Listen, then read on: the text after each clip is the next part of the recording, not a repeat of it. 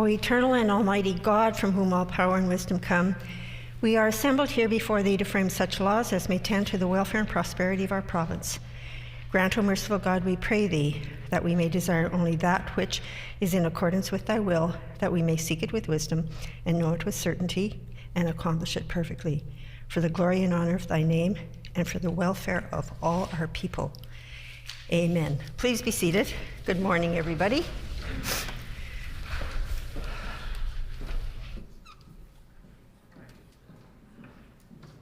Routine proceedings, introduction of bills. The Honourable Minister of Legislative and Public Affairs. Thank you and good morning, Madam Speaker. I move, seconded by the Minister of Sport, Culture and Heritage, the Bill number 5, the Coat of Arms, Emblems, and Manitoba Tartan Amendment Act, be now read for a first time. I can barely wait. It has been moved by the Honourable Minister of Legislative and Public Affairs, seconded by the Honourable Minister of Sport, Culture and Heritage, that Bill number 5, the Coat of Arms, Emblems, and the Manitoba Tartan Amendment Act, be now read a first time. The Honourable Minister for Legislative and Public Affairs. Thank you very much, Madam Speaker. Today in Churchill, far north of here, the ice is starting to form on Hudson Bay, and our polar bears are ready to make their northern journey. Already in the last few weeks, there have been many international tourists who've come to Churchill to see the polar bears, and they will leave with the impression that the polar bear is a symbol of Manitoba. This bill will make that impression official and make the polar bear an official symbol of Manitoba.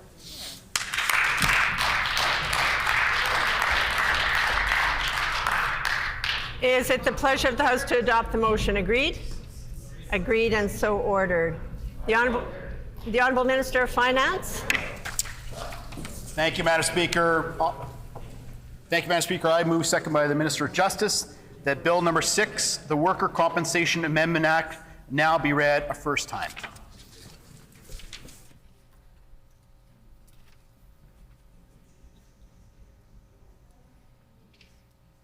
It has been moved by the Honourable Minister of Finance, seconded by the Honourable Minister of Justice, that Bill number 6, the Workers' Compensation Amendment Act, be now read a first time. The Honourable Minister of Finance. Well, thank you, Madam Speaker. It gives me great pleasure to introduce Bill number 6, which amends the Worker Compensation Act to add 5 new cancers to be presumed to be occupational disease for firefighters at risk, as well as the Fire Commissioner. Thank you, Madam Speaker.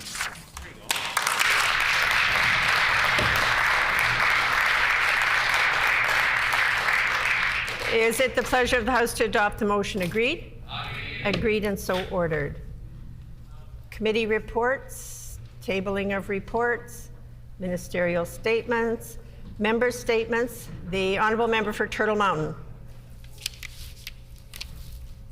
The Honourable Member for Turtle Mountain. Thank you, Madam Speaker. Madam Speaker, I would like to take this opportunity to talk about my experience with testing positive for COVID-19. When I first went to the Shared Health website to get my COVID test results, I was completely shocked finding out that I was positive and having absolutely no symptoms. I had received a call from a friend who had recently tested positive for the virus. I canceled all the upcoming appointments and meetings and drove directly to the testing site in Brandon on my way back to Verdun. And I would have to say that the staff at the testing site, the people at Manitoba Health did a very good job of doing their job when it came to informing me and telling me what I needed to do. In accordance with the public health orders, I was self-isolated until I received my results, and continue to self-isolate to this day. I am making my COVID experience an opportunity to let all Manitobans know the importance to get your COVID-19 vaccine, along with the booster shot and the annual flu shot. I really believe that getting fully vaccinated, I was fortunate not to have any real symptoms, whereas my childhood friend did not have it so easy. There was a few days that he was getting worried with his breathing, and even went to the doctor to make sure that there wasn't going to be any complications. During one of our conversations, we both agreed that our situations could have been quite a bit different if we did not get vaccinated. We could have been a lot sicker, or we could have ended in the ICU. This past Wednesday, my friend actually returned back to his work okayed by public health. The vaccine has definitely protected my family, who I had very close contact before getting tested. They all got tested and all received negative results. Madam Speaker, I would like to let everyone know, if you're not vaccinated yet, please get fully vaccinated. And the vaccinated, please make an appointment as soon as possible to get the booster shot. I truly believe that this will make a huge difference for Manitobans to help end COVID-19. Thank you, Madam Speaker.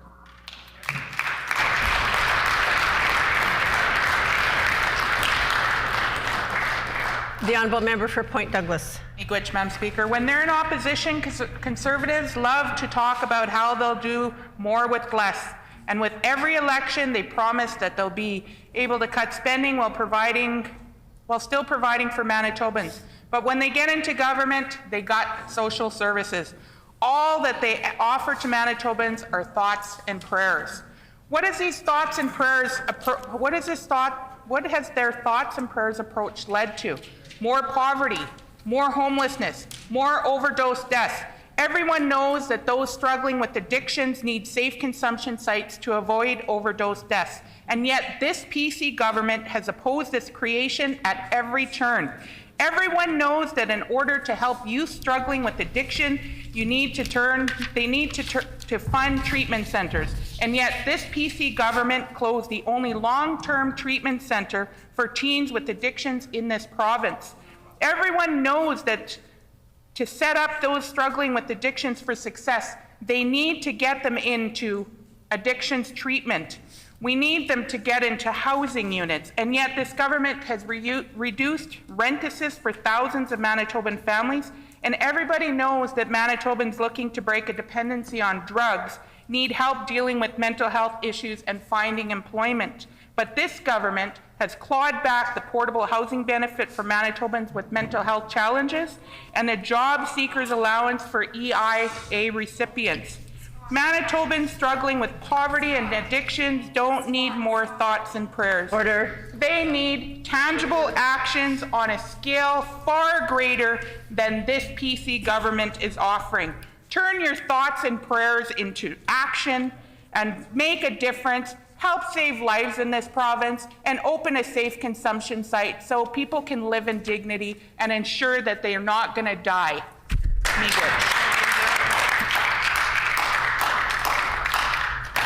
The honourable member for McPhillips. Madam Speaker, it gives me pleasure to recognize the Rivercrest community in West St. Paul celebrating its 75th anniversary.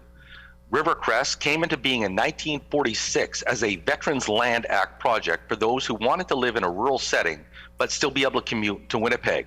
At that time, only veterans were allowed to purchase land and build their homes in this area. 56 families made up the original Rivercrest families. One of the first families to move in was Cliff Gow, a Navy veteran, who still currently resides in Rivercrest. And this year, Mr. Gow will be celebrating his 96th birthday on December 6th. One of the original veterans' families was the McCalders. Mr. Doug McCalder was a prisoner of war in Germany from 1942 to 1945.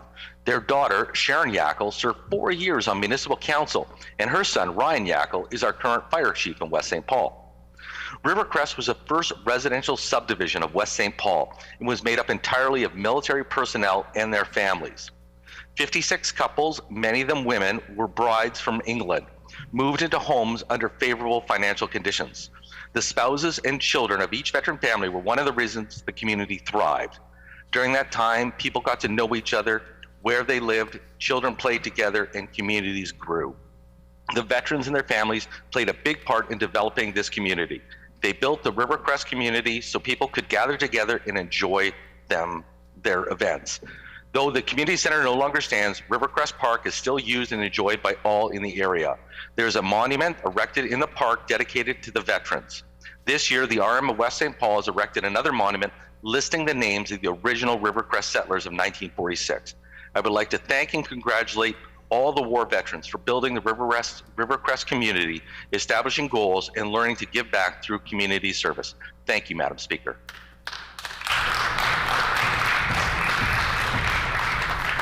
The honourable member for Concordia. For students at Elmwood High School, educators Matthew Reese and Patrick Gadsby have given new meaning to learning real-world business and design skills. Under the guidance of these incredible educators, Elmwood students have worked together to found the Elmwood Supply Company, a student-led business venture focused on designing, creating, and selling community-based apparel entirely out of Elmwood High School. ESC's merchandise is designed and produced in-house by students eager to learn the ropes of getting a business off the ground. From concept to sale, students learn everything from designing logos and graphics, screen printing and production, to digital marketing and sales. Working with their teachers, every student has an opportunity to find their niche and become part of the team that makes the Elmwood Supply Company happen. Students working with ESC also have an opportunity to keep in touch with their community and build connections with leaders in the neighborhood. Much of ESC's merchandise sports graphics of local icons and historically significant sites around Elmwood, including Roxy Lanes, the LaSalle Hotel, and the Louise Bridge. I had an opportunity to visit the ESC earlier this month to check out their merchandise firsthand, including this awesome mask that I wear in the house today. I was blown away by the quality of this student's work, their attention to detail, and the passion that goes into each piece of merchandise they produce. While the Elmwood Supply Company's funding comes in part through the Elmwood High School Legacy Fund, I also encourage the government to ensure stable provincial funding can help this program flourish well into the future. On behalf of the Legislative Assembly of Manitoba, I wish to congratulate the educators and students that have made the Elmwood Supply Company a reality and thank them for the good this amazing initiative brings to our community. Thank you, Madam Speaker.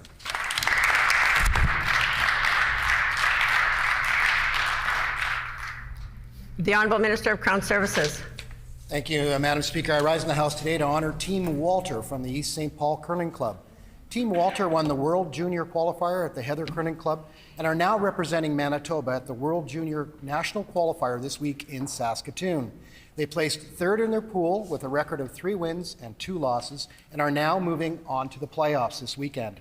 The winner of this competition, Madam Speaker, will go on to represent Canada in Sweden on March 5th to the 12th, 2022. Since curling was shut down during COVID-19 in 2020, Team Walter prepared by playing a couple of women's events, Madam Speaker, and then participated 3 times a week and practiced 3 times a week, and hard work and their perseverance, Madam Speaker, paid off. Along with coach Frank Walter, the team is made up of lead Mackenzie Elias, second Katie McKenzie, third Lane Prokopowicz, and skip Megan Walter. Megan is the youngest curler to win a World Mixed Juniors Championship in history at the age of 17 years old. And Madam Speaker, she's also won 3 out of 8 provincial finals. Their families and their communities of East St. Paul are very proud of the hard work and wish them continued success as they compete this week in Saskatoon. Madam Speaker, I ask my colleagues to join me in acknowledging Team Walter and also wish them the best of luck and success in the future. Thank you, Madam Speaker.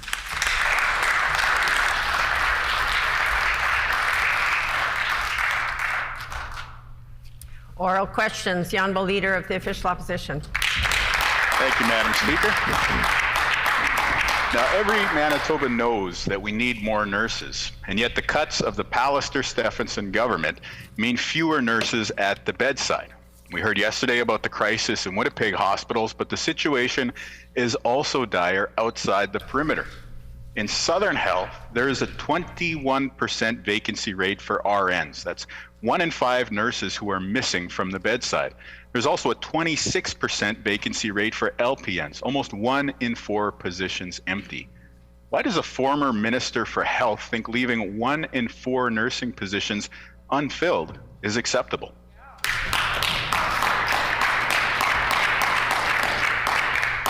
The Honourable First Minister.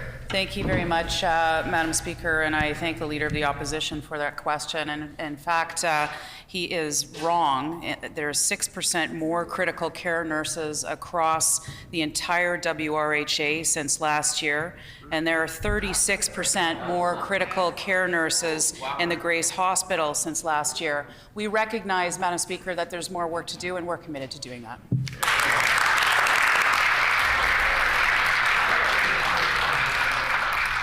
The Honourable Leader of the Official Opposition on a supplementary question. Well, on the subject of finding a map, first the throne speech didn't mention Brandon, and now today, in response to a question about Southern Health, it appears the First Minister thinks that Southern Health is a part of Winnipeg. But these decisions that she took as health minister are causing real impacts for people and patients right across rural Manitoba. In Prairie Mountain Health, also outside of Winnipeg, the situation's not getting any better. There's a 25% vacancy rate for LPNs, a 21% vacancy rate for RNs. That means at the best of times in Prairie Mountain, 1 in 5 nursing positions is sitting empty. That's affecting patients in Brandon, Dauphin, Roblin. Why does the PC leader think it's okay for residents of Brandon to be short so many nurses?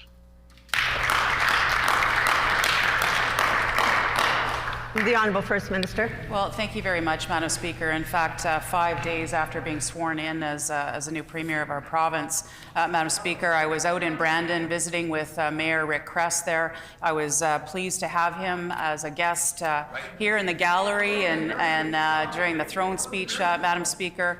And certainly when it comes to nursing positions, Madam Speaker, we have indicated that we will increase by 400 seats, nursing seats in the province of Manitoba. Madam Speaker, that's one step in the right direction. We recognize there's more work to do. Members opposite know that this is nothing that's unique to Manitoba. This is something that's being faced across the country, and certainly we will face it together, Madam Speaker. Thank you.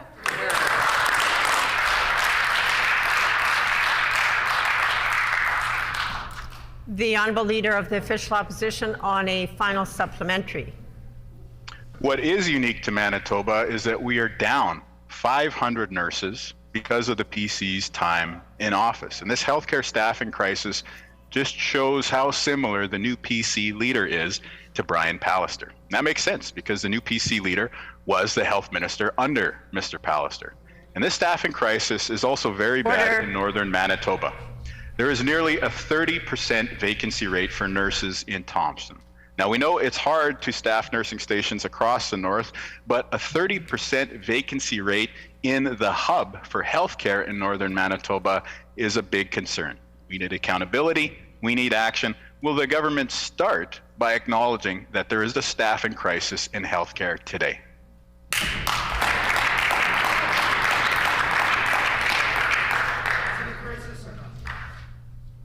The Honourable First Minister. Well, Madam Speaker, we have recognized that there is a nursing shortage, not just in Manitoba, but indeed across our country. And that's why we are working diligently to ensure that we increase by 400 seats, nursing seats in the province of Manitoba. That's why when it comes to our internationally educated nurses, we've triaged those nurses so that we can free them up and get the training that they need to get into our front lines, Madam Speaker. That is taking action. We recognize there's challenges. We recognize there's more work to be done. We're committed to getting that work done.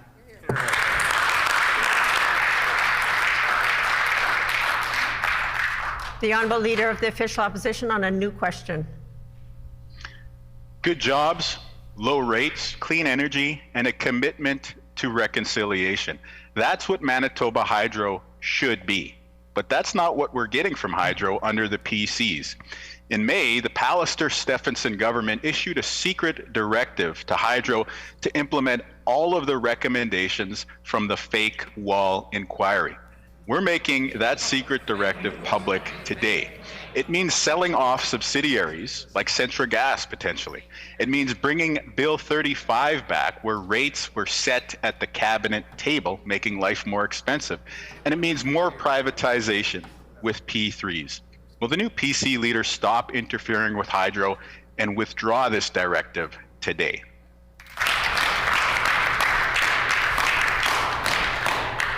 I would like to point out that I know this new phrase has come about, the Pallister-Stephenson government, but there has never been a Pallister-Stephenson government. There's been a Pallister government and a Stephenson government. So if there is going to be any use of that word, then you're going to have to make governments plural, because there never was just one with that name. So I'm going to ask everybody, I know it's a bit of semantics, but this place is all about accuracy in wording. So if you're going to use that word, it should be governments.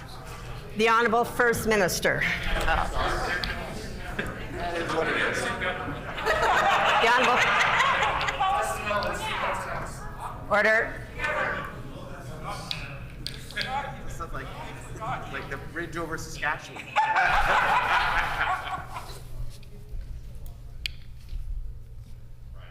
It's Friday, I know. I thought of that before I walked in here. The Honourable First Minister. Thank you very much, Madam Speaker. The Leader of the Opposition knows that when the previous NDP government was in power, they in fact tripled the debt of Manitoba Hydro, costing Manitobans thousands of extra dollars per year. Madam Speaker, our government will continue to work hard to ensure that this will never, ever happen again in this province. We need to better manage Manitoba Hydro. That's exactly what we're doing. Manitobans elected us to fix the mess of the previous NDP government, especially when it comes to Manitoba Hydro, and that's exactly what we're going to do.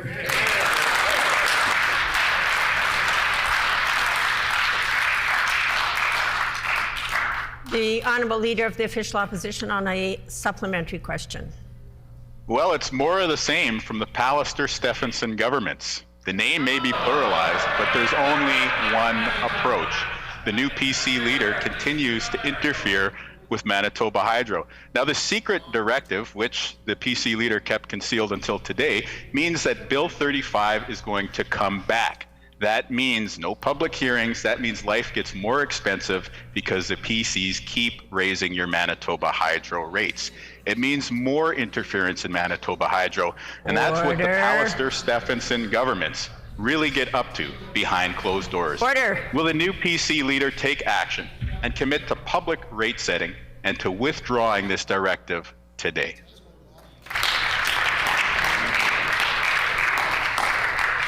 The Honourable First Minister. Well, Madam Speaker, we are taking action to clean up the mess that left to Manitobans by the previous NDP government. They tripled the debt of Manitoba Hydro, costing Manitobans thousands upon thousands of dollars right out of their pockets, Madam Speaker. We will ensure we take action to make sure that never happens again, Madam Speaker.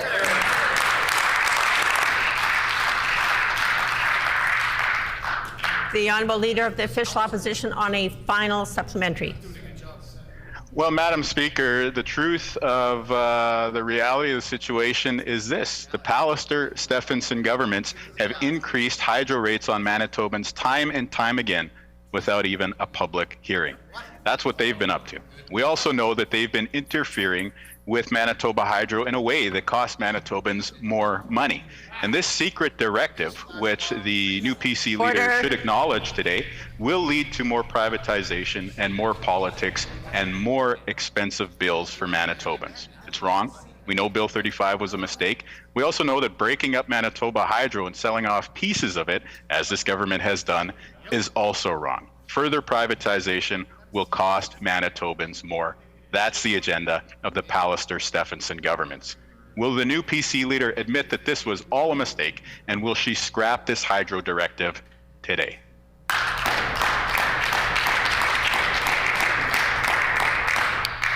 The Honourable First Minister. Well, Madam Speaker, the Leader of the Opposition and members opposite wanted us to make this a public process, Madam Speaker. They demanded that, Madam Speaker. And so we made it a public process. And now they are complaining about us making it a public process. They can't have it both ways, Madam Speaker. The fact of the matter is the rate increases have gone to the Public Utilities Board. That's where the decisions will be made, Madam Speaker.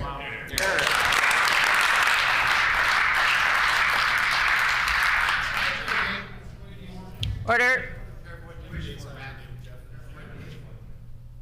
The Honourable Member for St. James. Thank you, Madam Speaker. In May, without telling Manitobans, the Pallister-Stephenson governments issued a directive to Hydro to implement all the recommendations of the Wall Report. They didn't tell Manitobans they were forcing Hydro to implement the recommendations from the sham Wall inquiry. No press release, no announcement. That's against the law, and it was wrong. The new PC leader should come clean with Manitobans about why they tried to hide this from the public. Why did the PC government hide this directive from Manitobans?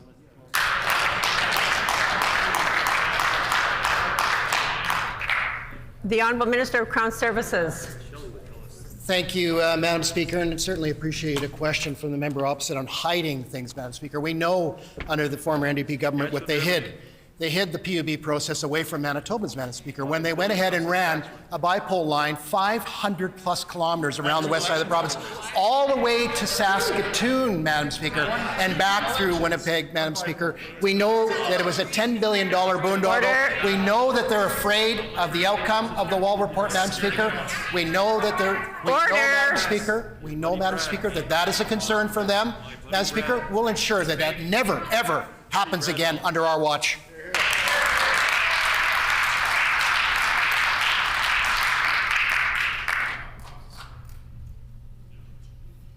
The honourable member for St. James on a supplementary question. Madam Speaker, PC interference in Manitoba Hydro is growing by the day. They issued a secret directive to Hydro to implement the recommendations from the sham wall inquiry. This will cost Manitobans money and will lead to breaking up and selling off parts of Manitoba Hydro. The report says in plain language that Hydro should sell off non-core assets. It's wrong. These directives shouldn't be hidden from Manitobans. Why did the PC government hide this secret directive from Manitobans?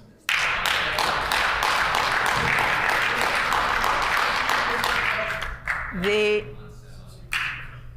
Honourable Minister for Crown Services. Well, thank you again, Madam Speaker, and again, nothing hiding over here, Madam Speaker. We know that the Wall report scares them, Madam Speaker. We know that the decisions made under their government is going to cost generations of Manitobans, Madam Speaker, not just one generation, generations of Manitobans, Madam Speaker, to pay off the boondoggle that they created. Madam Speaker, we know that over 40% of Manitoba Hydro's net income, Madam Speaker, 40% goes to pay the interest alone on their boondoggle, Madam Speaker.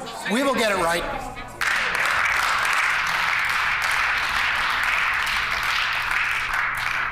The honourable member for St. James on a final supplementary. Thank you, Madam Speaker. The Wall report does scare Manitobans because it recommends selling off non-core assets and more privatization.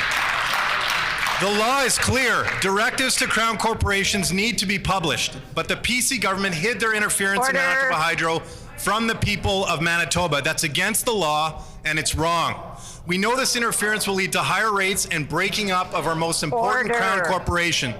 The PCs have already started. They've sold off Hydro subsidiaries and they've already set Hydro rates at the cabinet table. The interference should stop. Will the new PC leader immediately scrap this directive and stop interfering in Hydro today?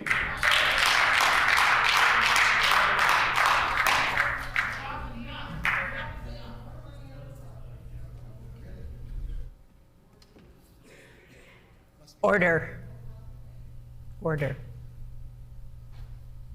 The Honourable Minister for Crown Services. Thank you, Madam Speaker. And we certainly know where the NDP get their questions from, Madam Speaker. It's usually a local paper here in Winnipeg and Manitoba, Madam Speaker. And I can tell you that there's one article that we won't hear from the NDP, Madam Speaker. And the title of that article is, and I quote, "Kiosk Chickens Come Home to Roost," Madam Speaker. Well, let me tell you, Madam Speaker, we know that the NDP are afraid of the fact that their long-term debt nearly tripled, Madam Speaker. We're looking at $23 billion of debt in Hydro alone, Madam Speaker, by the chickens that now have come home to roost, Madam Speaker. We will ensure that Manitobans never, ever have to go through this boondoggle again under this government. Thank you, Madam Speaker.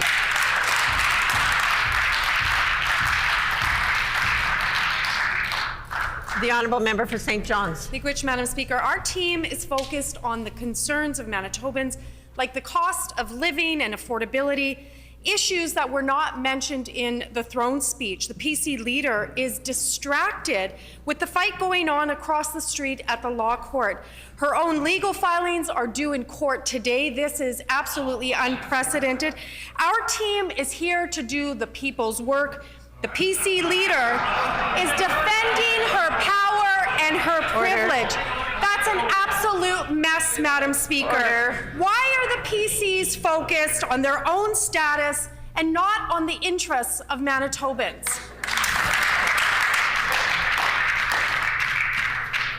The Honourable Deputy Premier. Thank you very much, Madam Speaker. I recognize that the NDP and their leader have much experience when it comes to court, Madam Speaker, so I won't take any sort of particular advice from them on that. When it comes to affordability, I don't think Manitobans need to be reminded about what the NDP did when they were in government when it comes to affordability. Not that they only make certain things more expensive when it comes to haircuts, for example. They made everything more expensive by raising the PST, Madam Speaker. And when we raise those issues about affordability in this House, members of this caucus, the current Premier, Madam Speaker, we sat through the summer and begged them not to make everything more expensive on Manitobans, Madam Speaker. They said no, it was their determination to make everything more expensive on Manitobans. Heaven forbid if they ever got back into government, they'd do the same thing again, Madam Speaker.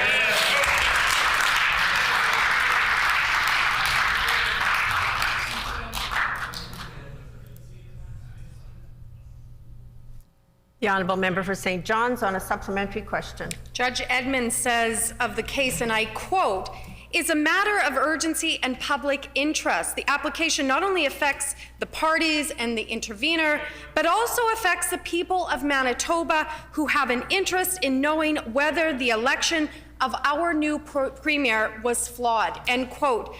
That statement is unprecedented, Madam Speaker. A sitting premier filing court proceedings today defending her selection. It's an absolute mess. Why do the PCs only care about their own power and privilege, and why are they not focused on Manitobans' priorities like the rising cost of living, which they left out of their throne speech on Tuesday?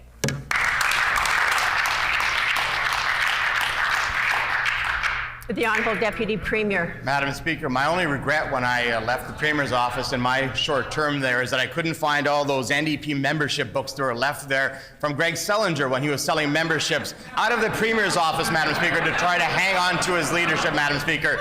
We found a bunch, Madam Speaker, but I'm sure there's still some shuffled under the desk somewhere, Madam Speaker. That is the legacy of the NDP government. Now, I understand they're trying to change the channel because they see a Premier, a new leader that is building collaborative bridges across Manitoba, not only $1 billion of new investments for the city of Winnipeg moving forward to the federal government, Madam Speaker. They don't want to talk about that. They don't want to ask questions about that, Madam Speaker, because they know what's good for Winnipeg. They know what's good for Manitoba. They can continue their game of distraction, Madam Speaker. We'll continue to work for Manitobans.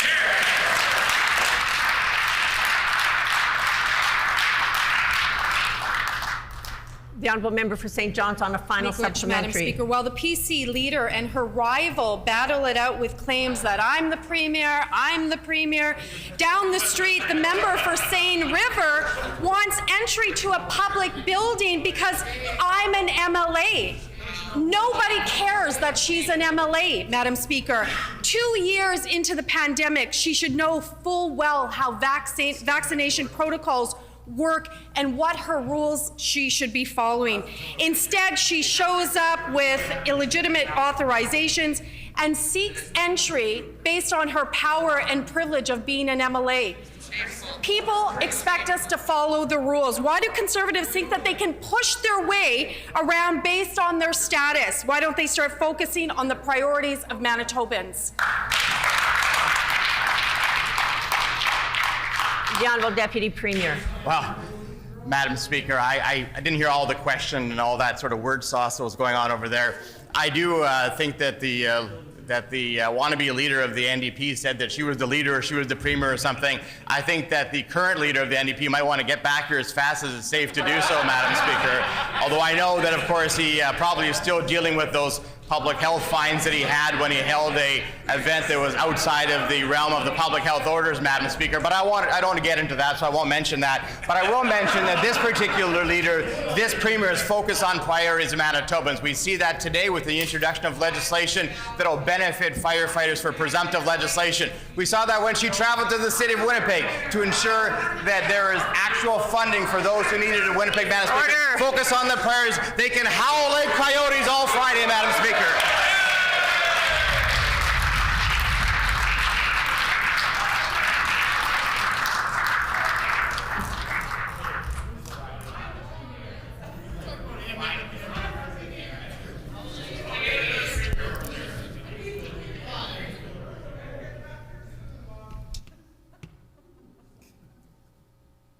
The Honourable Member for Thompson. Thank you. Madam Speaker, the pandemic has made it clear that people whose labor we depend on are the very same people who have the least job protections and the hardest time securing a living wage. They are essential. These workers deserve protection and permanent paid sick leave and living wages, especially as we approach another year of navigating the global pandemic. We must ensure all Manitoban workers have the ability to take paid sick time when they need it. Will the minister rise today and commit to implementing permanent paid sick leave for all Manitoban workers? The Honourable Minister of Finance. Thank you, Madam Speaker. And our government is very proud of the fact that we are one of the first governments to push the federal government into a sick leave program. We also are one of the first governments to introduce our own sick leave program we think is benefiting thousands of Manitobans. There's an important support program, 2 federal programs that are in place, and our program is one of the most generous of all the provinces.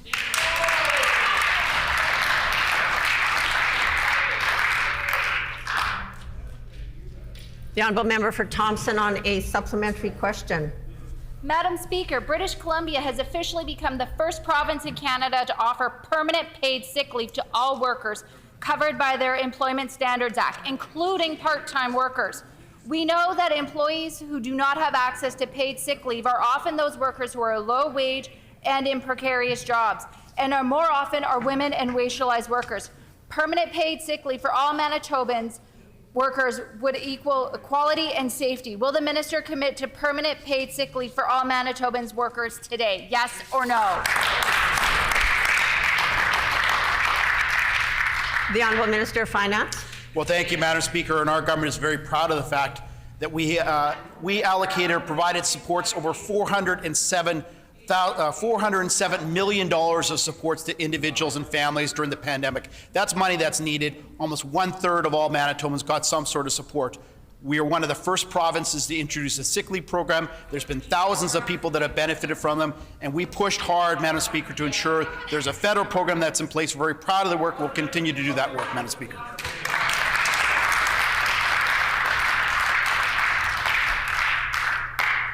The Honourable Member for Thompson on a final supplementary. Madam Speaker, no Manitoban should ever have to choose between a paycheck and their health. Not only does paid sick leave result in faster recovery times and greater health outcomes, but during times like a global pandemic, paid sick leave means more workers can stay home if they aren't feeling well, and that helps all of us. Will the minister do the right thing for Manitoban workers and commit to permanent paid sick leave for workers in Manitoba today? The Honourable Minister of Finance. Speaker, we're very proud of the fact that we pushed from a provincial government with an NDP government, in fact, to make sure that the federal government had a sick leave program that's in place. That's extremely important. We're one of the first provinces to introduce that. Order. And that's benefited, thousands of Manitobans have benefited from this types of programs. It's important support programs that we put in place during the pandemic, not only supports for individuals, but also supports for small businesses. Over $411 million went to support businesses and individuals during the pandemic. That support that will make a difference and probably some of the reasons why we got the lowest unemployment rate in the country.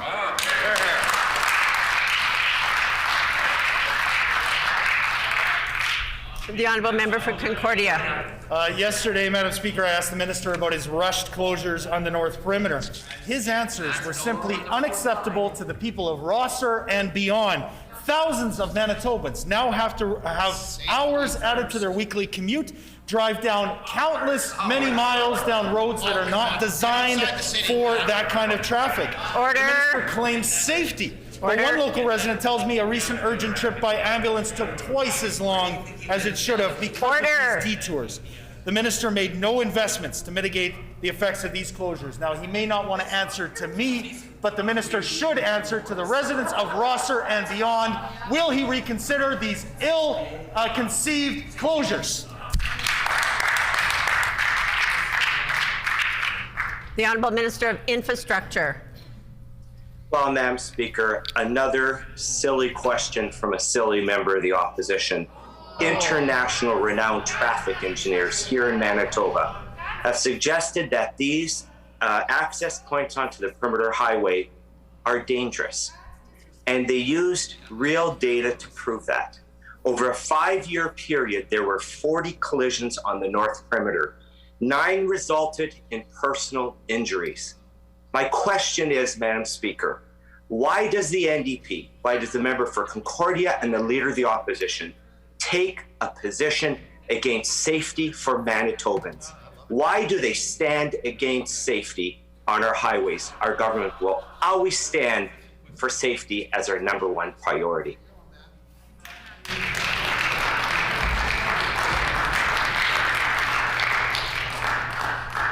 I would just remind the member that calling people by names in this House is not something that is acceptable. All honorable members are considered honorable members, and I would ask all members to refrain from making comments as we just heard. The honorable member for Concordia on a supplementary question. As I said, Madam Speaker, not questions from me, but questions from the residents that this is affecting. Now, the minister made a promise to those people, and yet he can't even keep his own word. On October 29th, he claimed that Holmes Road would see significant upgrades before its access was removed. Yet these upgrades were never properly finished, adequate signage wasn't installed, and the access was just ripped out anyway. When it comes to infrastructure, the name of the game is cut, refuse to invest in upgrades, and leave Manitobans behind. Once again, he can call me all the names that he wants, but he has to answer to the people of Rosser. Will he reconsider his ill-gotten and ill-conceived closures to the perimeter highway?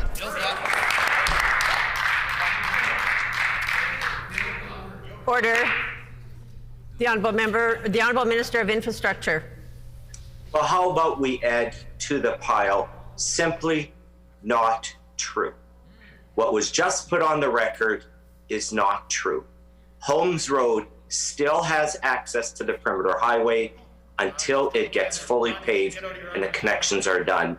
The west side access is there. What our government did do is we put a deceleration, acceleration lane in. We are going to deal with the speed limits on Holmes Road.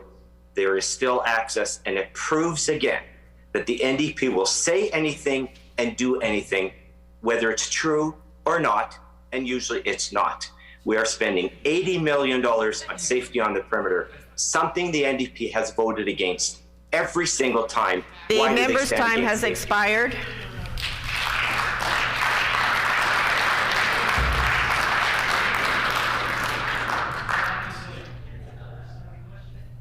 The honourable member for Concordia on a final supplementary. Well, the minister's in luck. The people of Rosser have invited him down to take a drive, to take a look at what producers are dealing with driving their combines onto the perimeter highway. He can take a look firsthand and see what's happening at Holmes Road. He can get out of his ivory tower and listen to the people in Rosser. 750 residents signed a petition that I'll bring here in this legislature. Over 50 residents in person at a community meeting. Dozens protested at the access road closure sites. Will the minister just get out of his ivory tower, listen to the people of Manitoba, and rethink his closures to the perimeter highway? The honourable Minister of Infrastructure. Madam Speaker, I have driven Order. Order.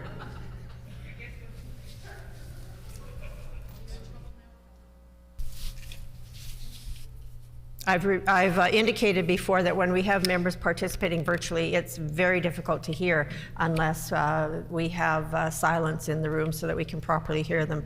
The Honourable Minister of Infrastructure.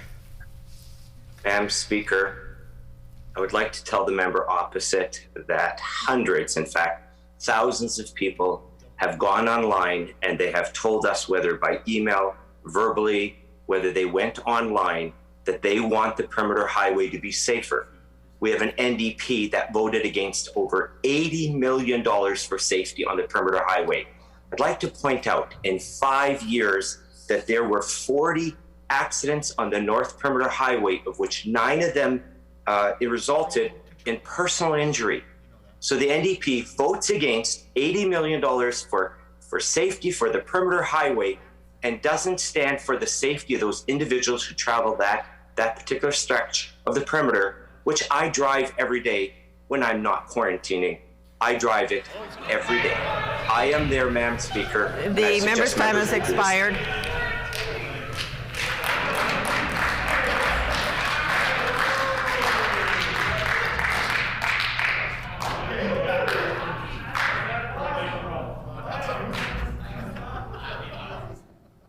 The honourable member for St. Boniface. Thank you, Madam Speaker. In February 2020, a class action lawsuit was filed in New York accusing Winnipeg fashion mogul Peter Nygaard of, quote, rape, sexual assault, and human trafficking, with some allegations going back as far as 1977, with several here in Winnipeg. On October 1st, Toronto police announced they were charging Nygaard with 6 counts of sexual assault and 3 counts of forcible confinement dating back to the late 1980s and mid-2000s. It was also reported last month that Manitoba Justice has been considering whether or not to lay multiple charges for files referred by the Winnipeg Police Service to the Crown Prosecutor in December 2020, nearly a year ago. New York has acted, Toronto has acted. Why is it that Nygaard's victims still have no hope of justice in Manitoba? The Honourable First Minister. Speaker, the member opposite knows that this is a matter before the courts. It would be inappropriate to comment on this further. Right. He knows that. The honourable member for St. Boniface on a supplementary question. Mr. Nygaard's extradition is before the courts. The accusations are not before the courts. There has been a decades-long history of allegations about Mr. Nygaard's behaviour being suppressed. A Winnipeg Free Press expose in the 1990s was spiked under pressure, and when the CBC and Fifth Estate ran a story 10 years ago, reporters were sued for criminal libel in an unprecedented private prosecution that would have sent journalists to jail. These charges were only stayed recently because of delays. I table a March 2010 Manitoba Justice Policy Directive stating that all private prosecutions are, quote, subject to the scrutiny of the Attorney General based on a reasonable likelihood of conviction and the public interest. Who in the Manitoba government thought that sending CBC journalists to jail for running stories about Peter Nygaard was in the public interest? And if the Premier doesn't know, the member's time has expired. The Honourable First Minister. Madam Speaker, the matter is before the courts. Madam Speaker, it would be inappropriate to comment further on that. What I will say is obviously the allegations are very, very serious against Mr. Nygaard, and I just want to thank those victims who have come forward and who have shared their heartfelt stories, Madam Speaker. And our thoughts go out to those individuals at this time, but to comment further on this matter that is before the courts is completely inappropriate.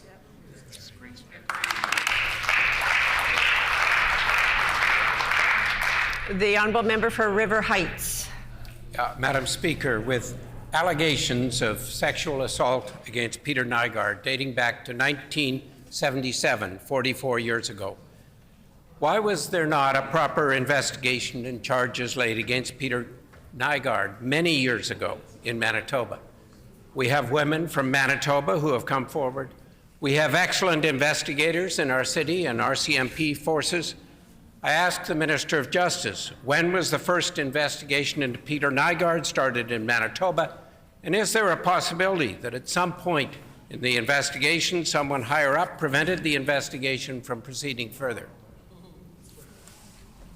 The Honourable Minister of Justice. Madam Speaker, the Liberal leader and the member for River Heights know better than this. They know that the fundamental premise on which our system is grounded is the very fact of judicial independence. Those members know that there are very serious charges against an accused right now. Those charges are complex and heard in multiple jurisdictions. It is involving things like extradition orders.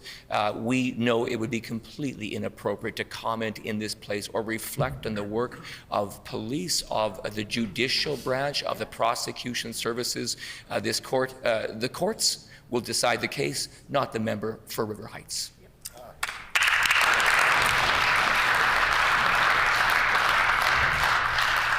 The honourable member for Portage La Prairie. Thank you, Madam Speaker. Our government recently announced that we are providing an additional $6.8 million to improve school ventilation across Manitoba. This funding could include the purchase of stand-alone filters for classrooms or other projects that don't require construction. Will the Minister of Education please inform this House on how this significant investment will help keep students and staff safe across Manitoba.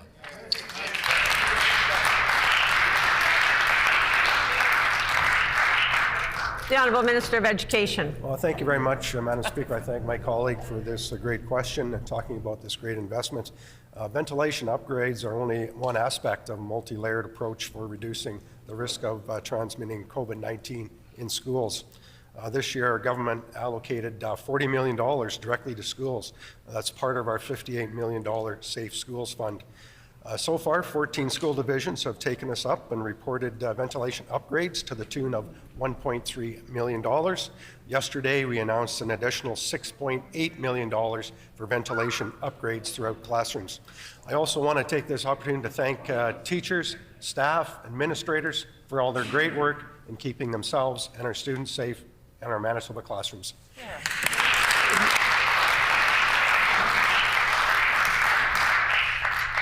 The Honourable Member for St. Vital. Madam Speaker, during estimates last month, I asked the Minister of Advanced Education 3 times about mandates to the University of Manitoba administration during this round of collective bargaining, and 3 times the Minister denied any knowledge of the mandate, directly contradicting President Michael Benarok's what he has stated publicly, and directly contradicting the Minister's own House book from March 2021. The Minister's House book states that all post-secondary institutions are now instructed to request a collective bargaining mandate from the province. Manitoban students and faculty are still waiting. The strike is still going on. They're waiting for this government to withdraw the mandate of unfair wage mandate. Will the Minister do so today? The Honourable Minister of Advanced Education.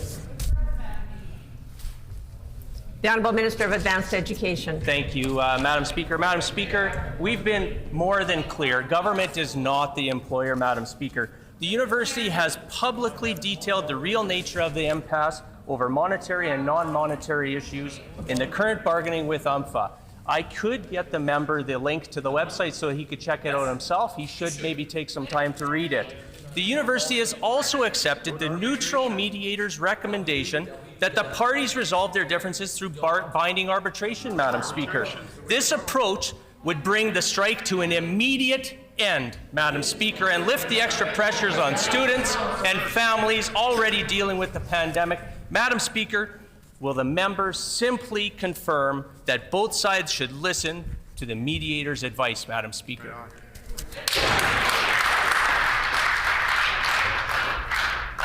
The Honourable Member for St. Vital on a supplementary question. Thank you, Madam Speaker.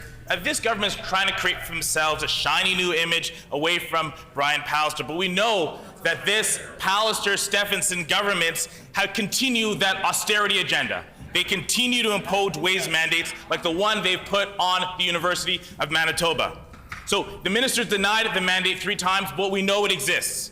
Will the minister act and actually remove the mandates? Students are waiting to return to classes. Faculty has been on strike for more than a month, and we need this mandate removed to get those students back to class. Will the minister remove the mandate today?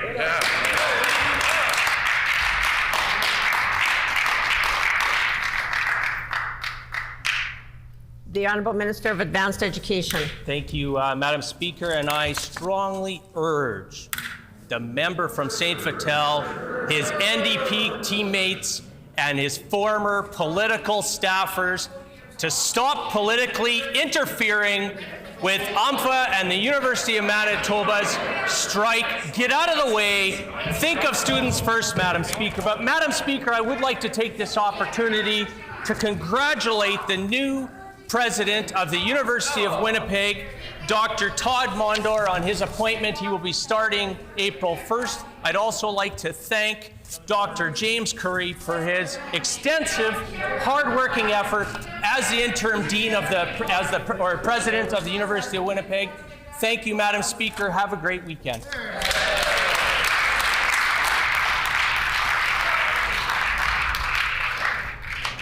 Time for oral questions has expired. Petitions. Oh, the Honourable Official Opposition House Leader. A point of order. On a point of order? I do just want to point out that while the minister is apparently quarantining in his living room there, he's not dressed in the dress code, Madam Speaker. What minister? Infrastructure. Sorry, Madam Speaker, the Minister for Infrastructure is not dressed according to code. I know that the PCs like to kind of do whatever they want to do and not follow the rules, but there are rules even when you're participating virtually. He's not wearing up to the code for how he's supposed to be participating here.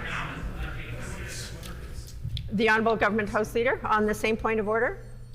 Madam Speaker, it's difficult for me to discern exactly what the Minister for Infrastructure is or is not wearing. I know he's been known to be a real sharp dresser in these times, though, Madam Speaker. And I'm sure if he is in some way violating, if he is in some way violating. Order. I'm not sure if the minister or the member for St. John's would like to raise another point of order. She can do that all day if she wants. On this point of order, if in some way the Minister of Infrastructure is violating, even as sharp dressed as he is, the dress code, I'm sure that he will take the moment to turn his camera off and adhere to the dress code, Madam Speaker. I would indicate that from what I can see, the member does raise a valid point of order.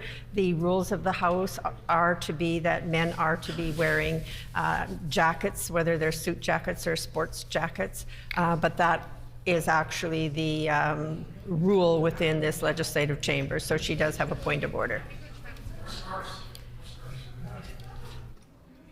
Petitions. Oh. The Honourable Minister of Infrastructure. Oh, I would just ask if the Honourable Minister of Infrastructure could please comply with the rules. Appreciate that. Petitions. The Honourable Member for Union Station? No. The Honourable Member for St. John's? The Honourable Member for Flin Flon? The Honourable Member for Elmwood? Speaker, I wish to present the following petition to the Legislative Assembly. The background to this petition is as follows. Number one, over 25,000 vehicles per day cross the Louise Bridge, which has served as a vital link for vehicular traffic between Northeast Winnipeg and the downtown for the last 110 years. Number two, current structure will undoubtedly be declared unsafe in a few years. It has deteriorated extensively, becoming functionally obsolete, subject to more frequent unplanned repairs, and cannot be widened to accommodate future traffic capacity.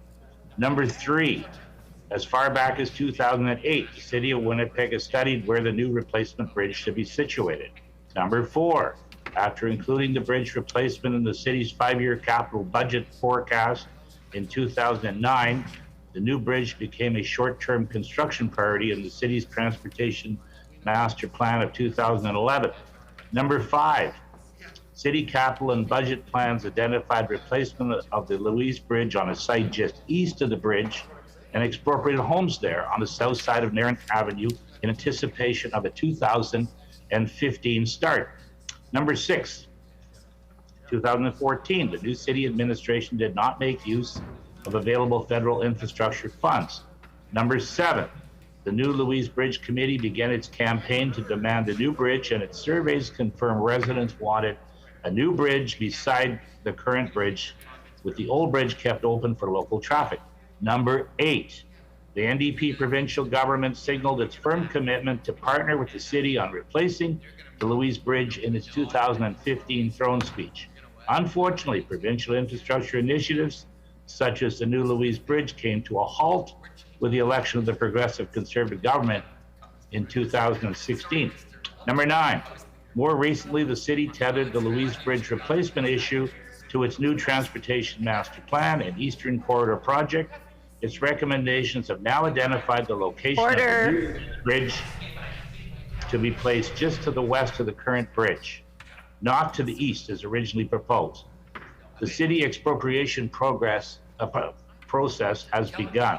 Number 10, the new premier has a duty to direct the provincial government to provide financial assistance to the city so it can complete this long overdue vital link to Northeast Winnipeg and Transcona.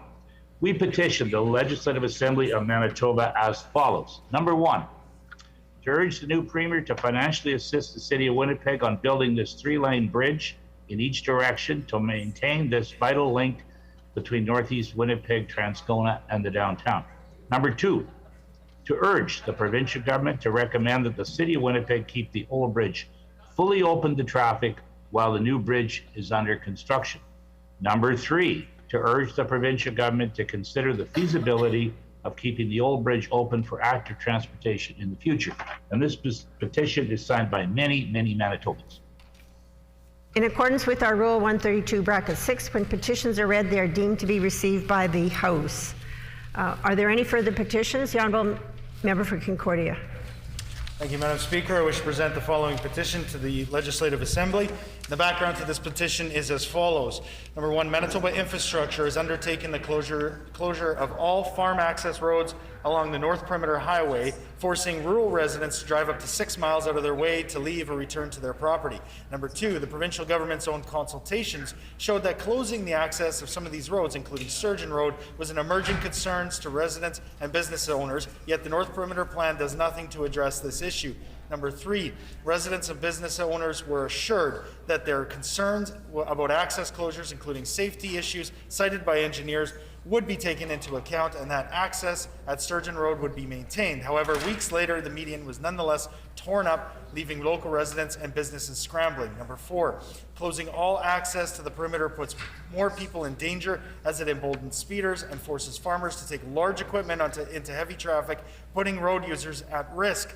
Number five, local traffic, commuter traffic, school buses, emergency vehicles, and commercial traffic, including up to 200 gravel trucks per day from Lilyfield Quarry, will all be expected to merge and travel out of their way in order to cross the perimeter, causing increased traffic and longer response times to emergencies. Number six, small businesses located along the perimeter and Sturgeon Road are expecting to lose business as customers will give up on finding a way into their premises. Number seven, residents, business owners, and those who use these roads have been left behind by the provincial government's refusal to listen to their concerns that closures will only result in worsened safety and major inconveniences for users of the North Perimeter.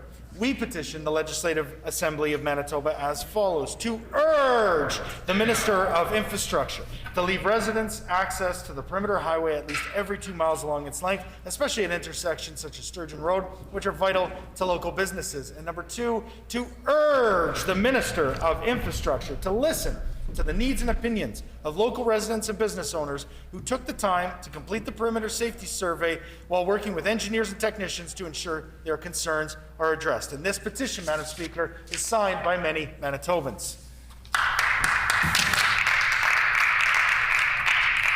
The Honourable Member for St. Vital. Madam Speaker, I wish to present the following petition to the Legislative Assembly. The background to this petition is as follows. 1.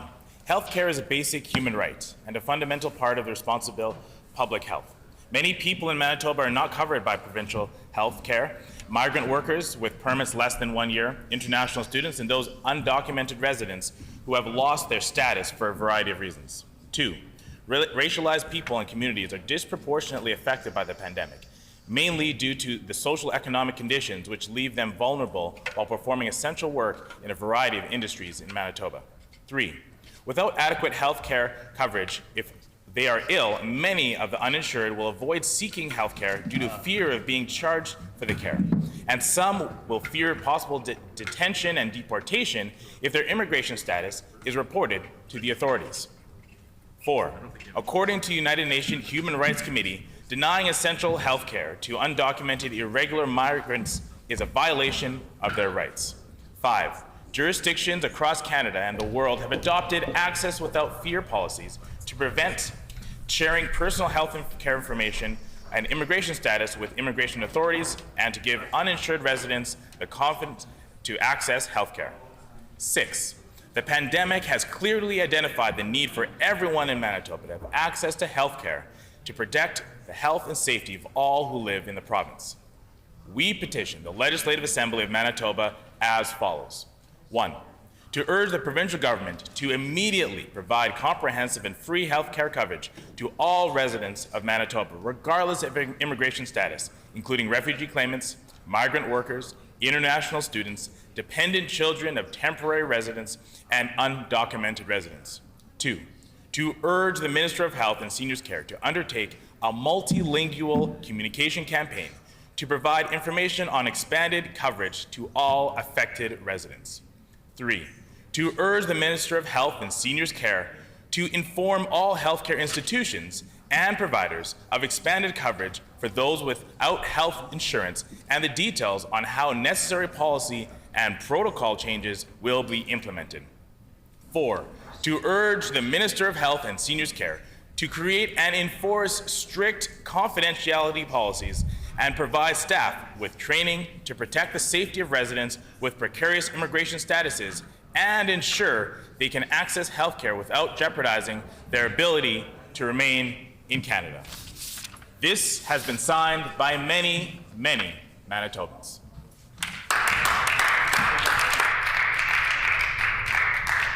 Orders of the day, government business. The Honourable Government House Leader. Thank you, Madam Speaker. A few things. First of all, it was brought to my attention that I may have during question period referred to somebody not being in the House. And of course, virtual members by our new rules are in fact in the House. And so I apologize if in any way I made a reference to somebody's attendance that I should not have, Madam Speaker. So I wanted to clear that up. And then I have a couple of leave requests. And the first one is unique and it's been discussed with the opposition House Leader, the member for St. John's, along with the House Leader for the Liberal Party, the member for River Heights. It is regarding a land acknowledgement here in the Legislature that's been publicly discussed. Just for context, I want to thank the MLA for Agassiz, Riding Mountain, and Lagimodiere who did some work on our side of the House through consultation on the land acknowledgement. I know that the NDP and the Liberals, I think, have had their own consultations in the past, and so I acknowledge that as well. And I'm thankful for the good working relationship with both parties. And the support of our new leader, the member for Tuxedo, the First Minister, on this issue. And so we've come to an agreement on the wording for a land acknowledgement. Members will know that the rules of this House are a little clunky, and getting things onto the rules take a bit of time. And so we didn't want to not have land acknowledgement during this portion of the session. So rather than going through the formal Rules Committee process in the next 4 days, which should be next to impossible, we've decided to do this by agreement for the balance of this session and then to go to the Rules Committee after this session. So I am asking for leave, Madam Speaker, if you could canvass the House, leave to include a land acknowledgement as part of our daily proceedings immediately following the prayer for the remaining sitting days in these fall sittings scheduled to conclude on December 2nd, 2021. The land acknowledgement will use wording agreed to by all parties, and I will table a copy of the wording of the land acknowledgement. Sure.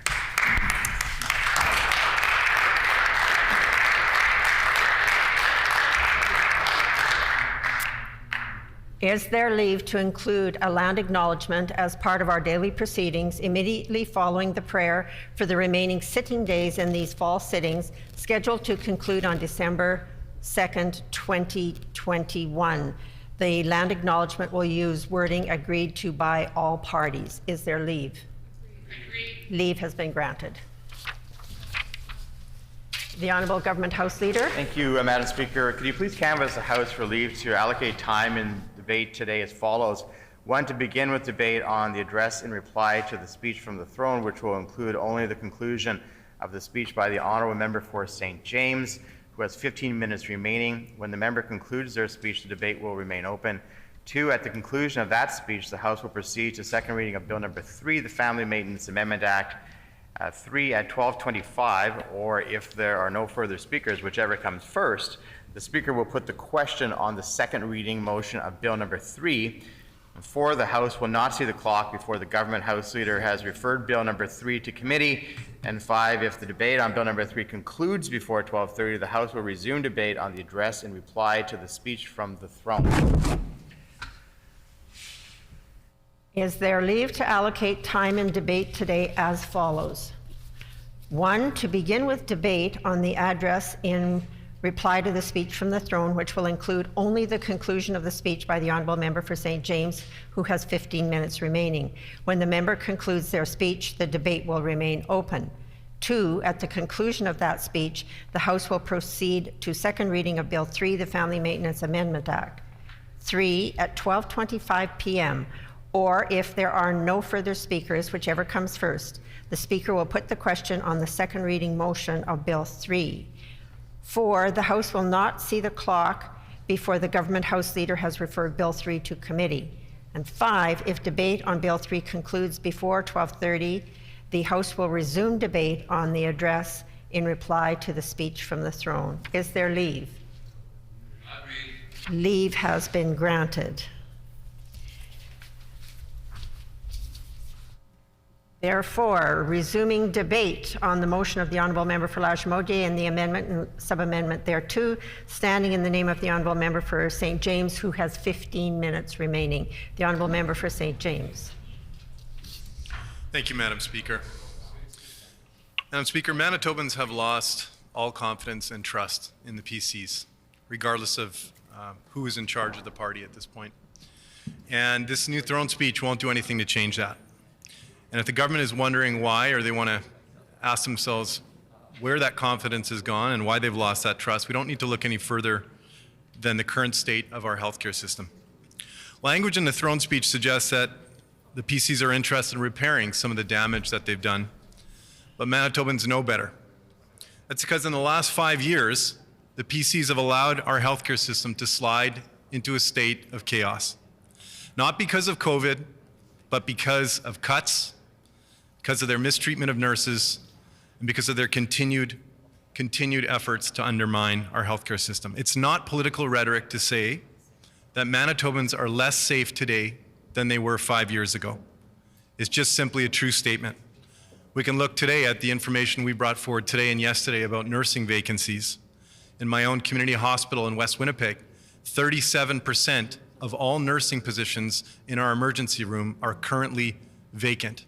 West Winnipeg residents are less safe right now than they were 5 years ago. And again, that's not because of some global force, or it's not because of COVID, it's because of PC cuts to our healthcare system. You know, this throne speech was an opportunity for this government to acknowledge the damage they've done to our healthcare system. We can see in the throne speech that they've identified that they're going to be reassessing some of the cuts that they've made in rural healthcare. But Manitobans wanted to see an acknowledgement that this government understands the damage that they've done to our healthcare system in every single corner of the province. I genuinely believe it was an opportunity for them to do that, to signal to Manitobans that this was a fresh start, for them to seize that opportunity in this throne speech to make clear that they recognize the damage that's been done, but they did not seize that opportunity. They did not. There's been no recognition of the damage that was done with the closure of 3 ERs in this city, and what that's caused in terms of chaos in the remaining ERs that are handling the loads that are in many ways absolutely impossible to manage. You know, I've heard stories from local families about their experiences in our local West Winnipeg hospital at the Grace. 93-year-old grandmothers being forced to sleep in hallways for 5 nights in a row. I've received these calls from families asking what is happening and what has happened to our healthcare system.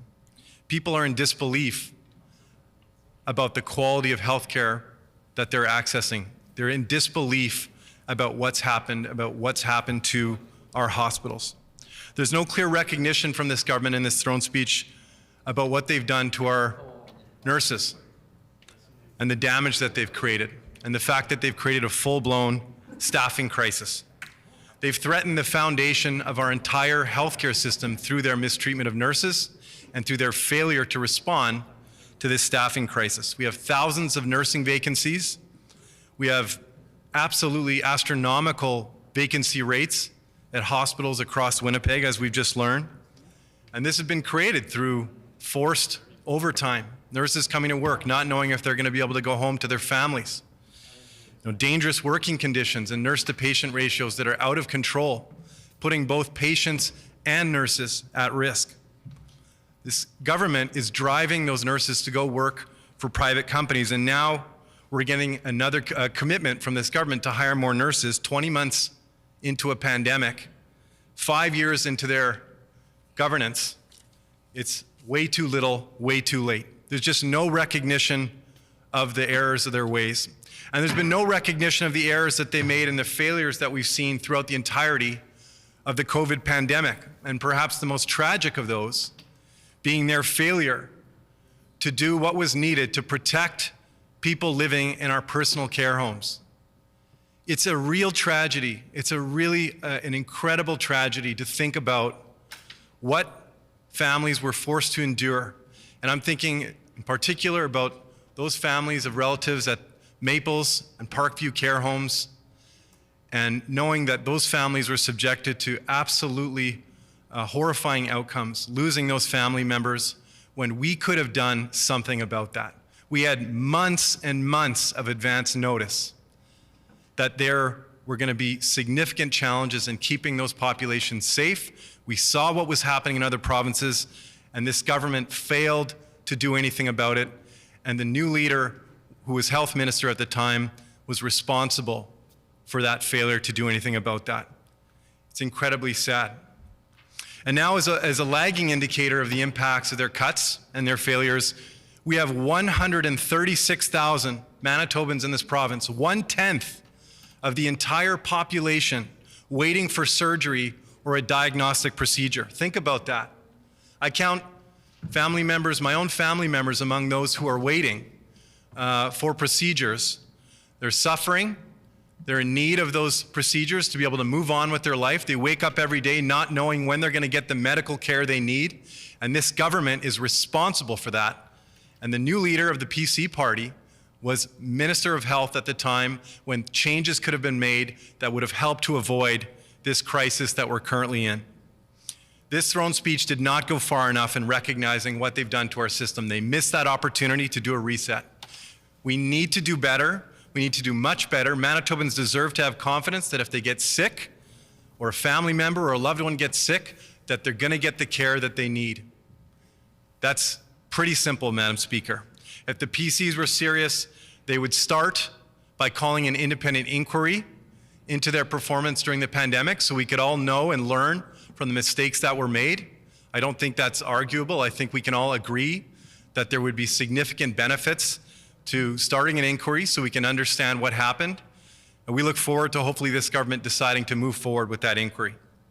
I'd like to shift now to talk a little bit about one of the biggest omissions from this throne speech, which has been mentioned by many of my colleagues, but that's the complete and total failure to mention anything about the affordability crisis that we're seeing in this province. And I think the failure to mention that in this throne speech is one of the surest signs that this new leader and this current PC government remain completely and totally disconnected from the realities that are facing everyday Manitobans. We have a huge number of people in this province who are struggling right now. Huge numbers. People are making terrible sacrifices. I hear those stories myself when I speak with constituents, especially seniors and people on fixed incomes who are making really difficult decisions to trade off between either buying food or buying medicine, or making decisions to buy groceries or paying their rent. That is absolutely unacceptable that that's happening right now in our province. And it's unacceptable that this government is continuing to fail to recognize that, to do anything about that, and to prioritize that, and to make the case that that needs to be fixed. And we didn't see any evidence in this throne speech that this is a concern for them. Now, you know, we know inflation is going up, and some things are certainly out of control of this government. But there are a lot of things that this government is doing that is making our affordability crisis worse. Wages remain stagnant in this province.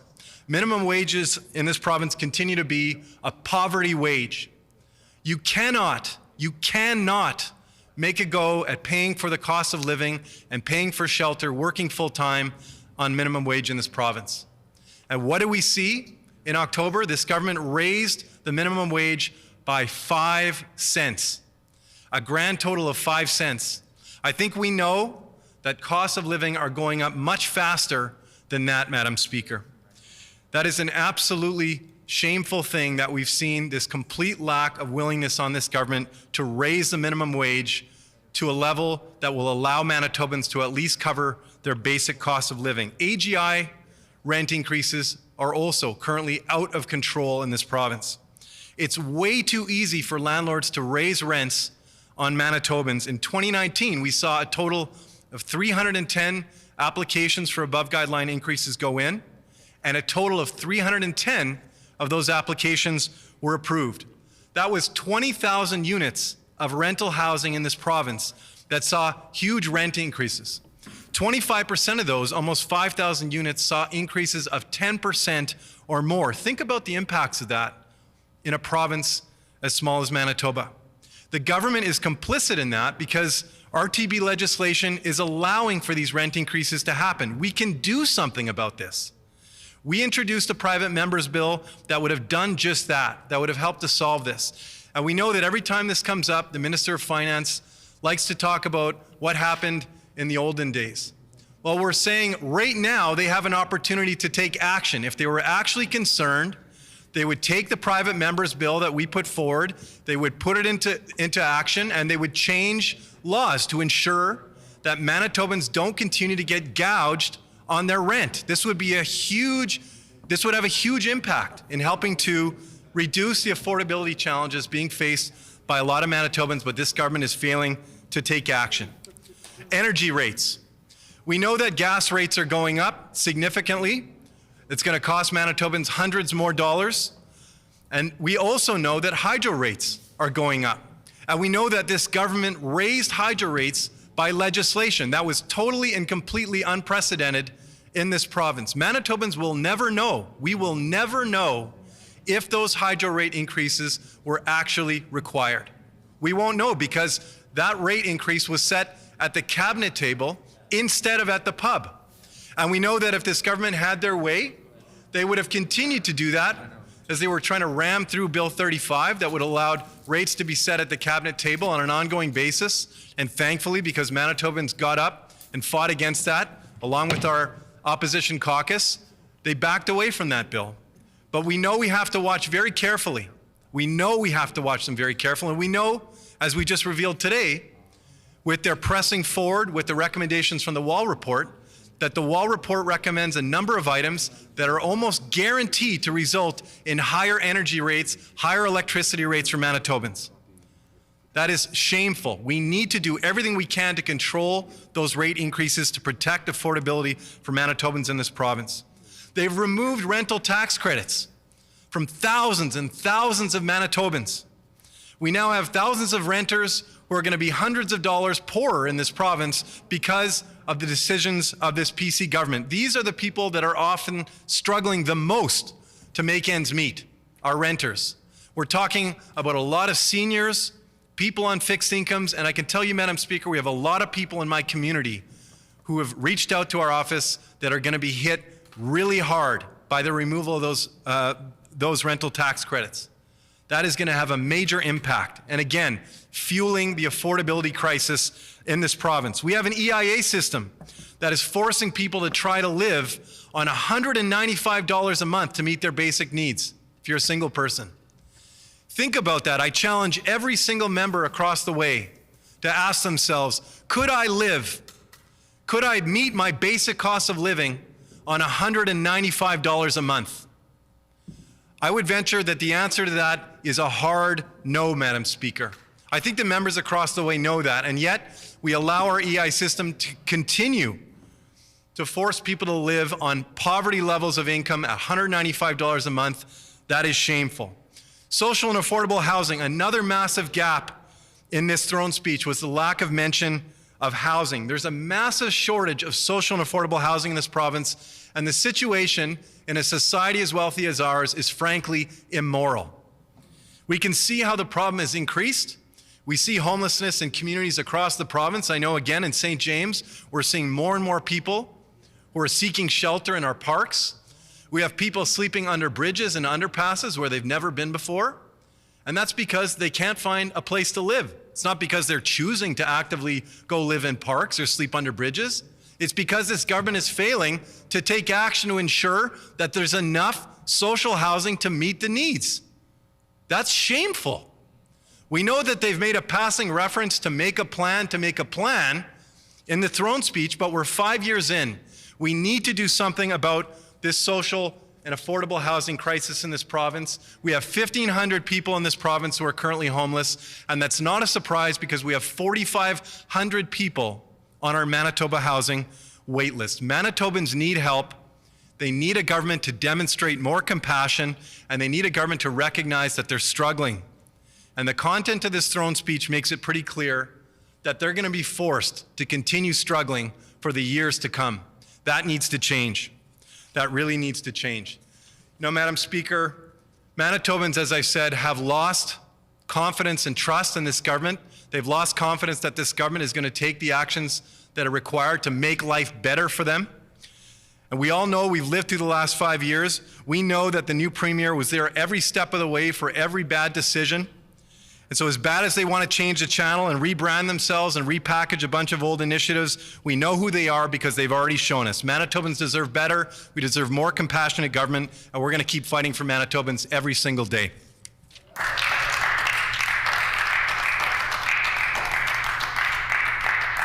As previously agreed to, the House will now consider second reading of Bill number 3, the Family Maintenance Amendment Act. The Honourable Minister of Justice. I move, seconded by the Minister for Sport, Culture and Heritage, that Bill number 3, the Family Maintenance Amendment Act, be now read a second time and be referred to a committee of this House.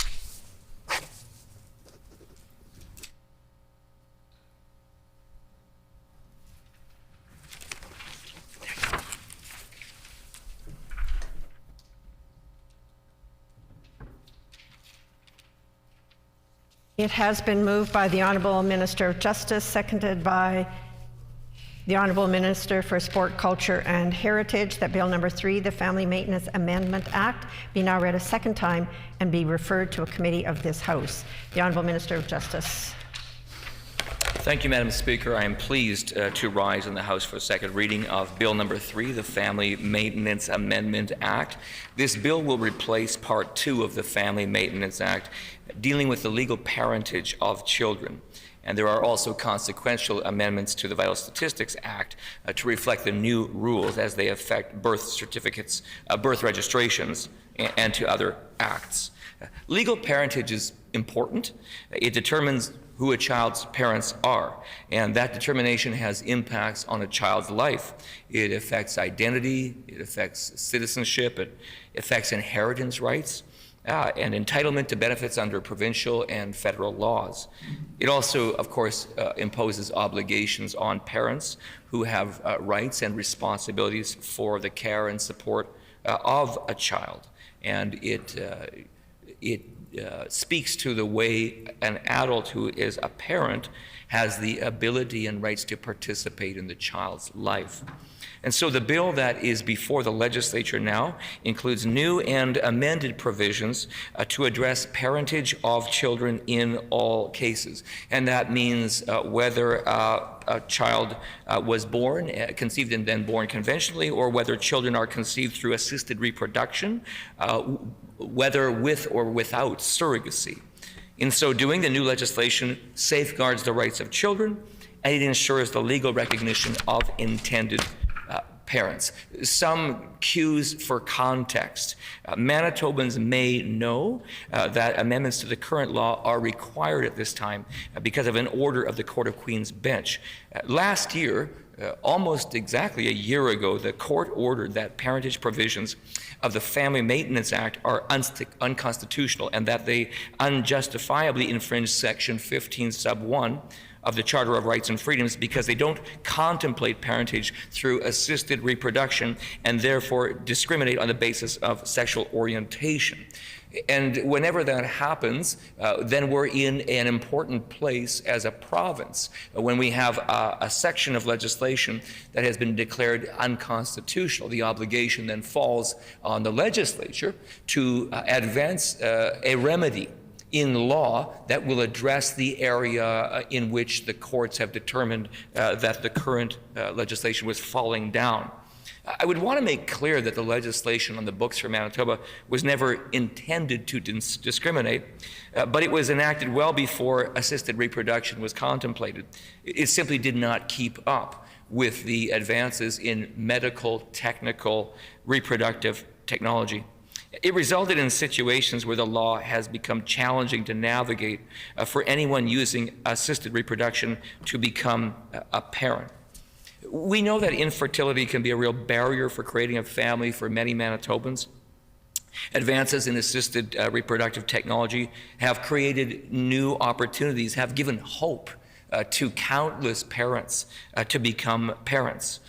Many of us in this chamber will know someone, have someone close to us, a family member, a friend, someone in our community that we know has dealt personally with issues that have to do with having a baby. And we know that science and technology has greatly assisted in this way. Couples concerned about genetic issues or individuals who can't carry a baby to term for medical reasons are among the families who need help, and this legislation brings that help.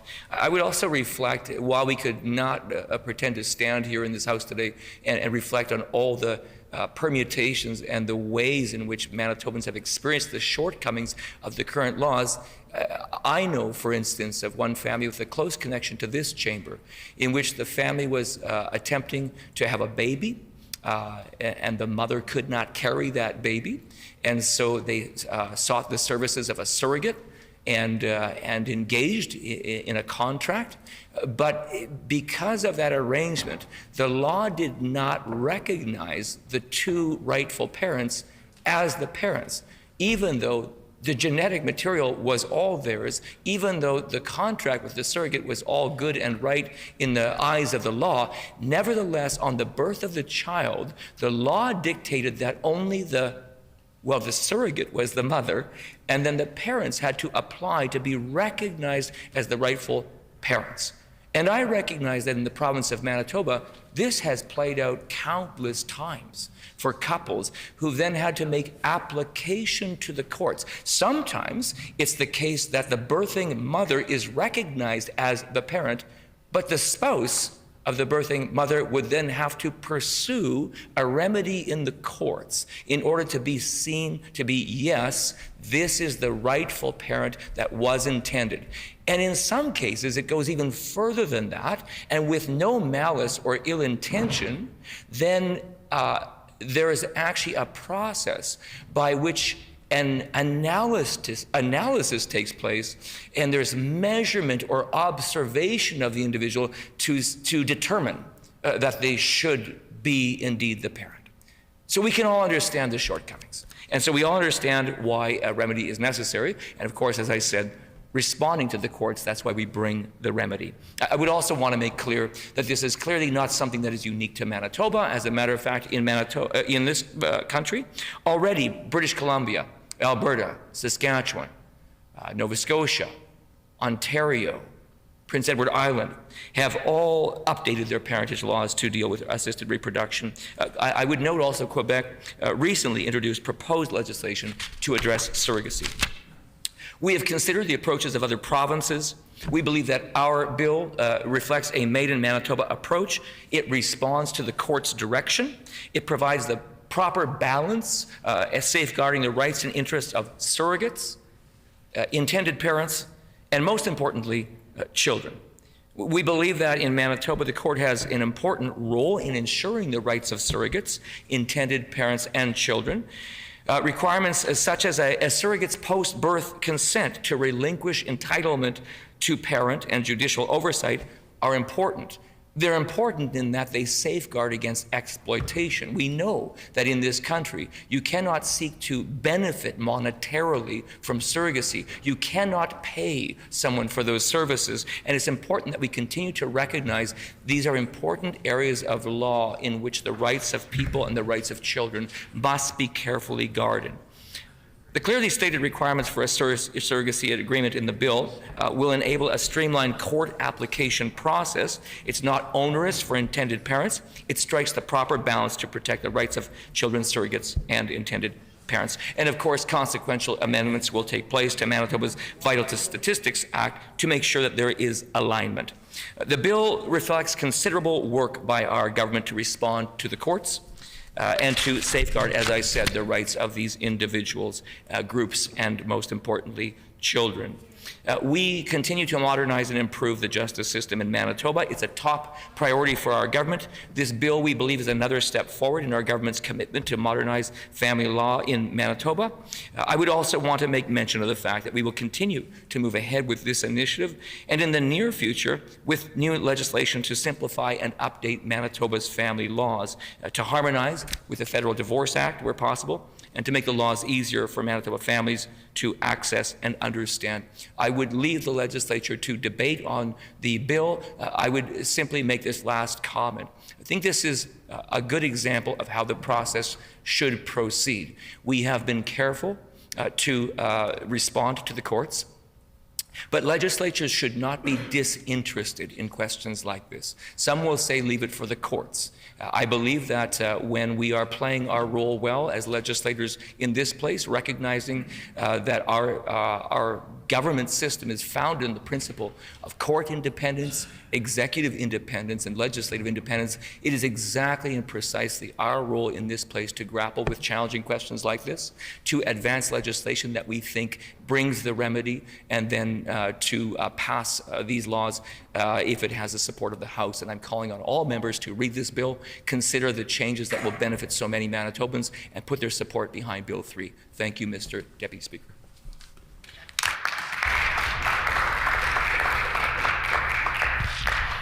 A question period of up to 15 minutes will be held. Questions may be addressed to the minister by any member in the following sequence. First question by the official opposition critic or designate. Subsequent questions asked by critics or designates from other recognized opposition parties. Subsequent questions asked by each independent member. Remaining questions asked by any opposition members, and no question or answer shall exceed 45 seconds. The member for St. John's. Which, Deputy Speaker, Section 24(6) states that after 2 days, the child has shared parental responsibility between the surrogate and parents or parent. Could the minister explain what happens or who the legal parents are after those 2 days and until the parents receive the new birth certificate? In other words, who would have the legal decision-making powers for the child after 2 days and before the new birth certificate is issued?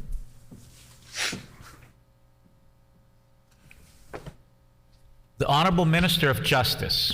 Thank you, the member, for the question. It's an interesting question in law. I asked the same question of my officials. It's an interesting situation that the surrogate is the parent at birth, but within 2 days, with the agreement in place, must relinquish the child. At that point in time, the rightful parents become the parent. So you might say that for 3 days, there are the 3 intended parents. It's solidified and finalized on the surrender of the child at the 2nd day, at which point the 2 rightful parents are the parents. The Honourable Member for River Heights. Mr.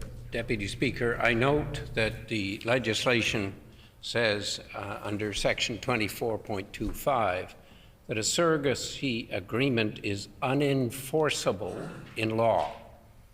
And I asked the Minister of Justice why this is not enforceable and why he doesn't say it's enforceable in this bill. The Honourable Minister of Justice. This part of the legislation is unchanged. Surrogacy agreements in the past and surrogacy agreements in the future continue to rely on the contracts that are written and that explicitly state the terms by which someone will carry a baby, to term birth the baby and surrender that child. These rules that we are bringing in Manitoba in this respect align with the rules in other provinces. The member for St. John's. Deputy Speaker. We all know that there are large delays in vital stats and vital statistics. Following a court order, this information needs to be sent to Vital Statistics in order for them to issue a birth certificate.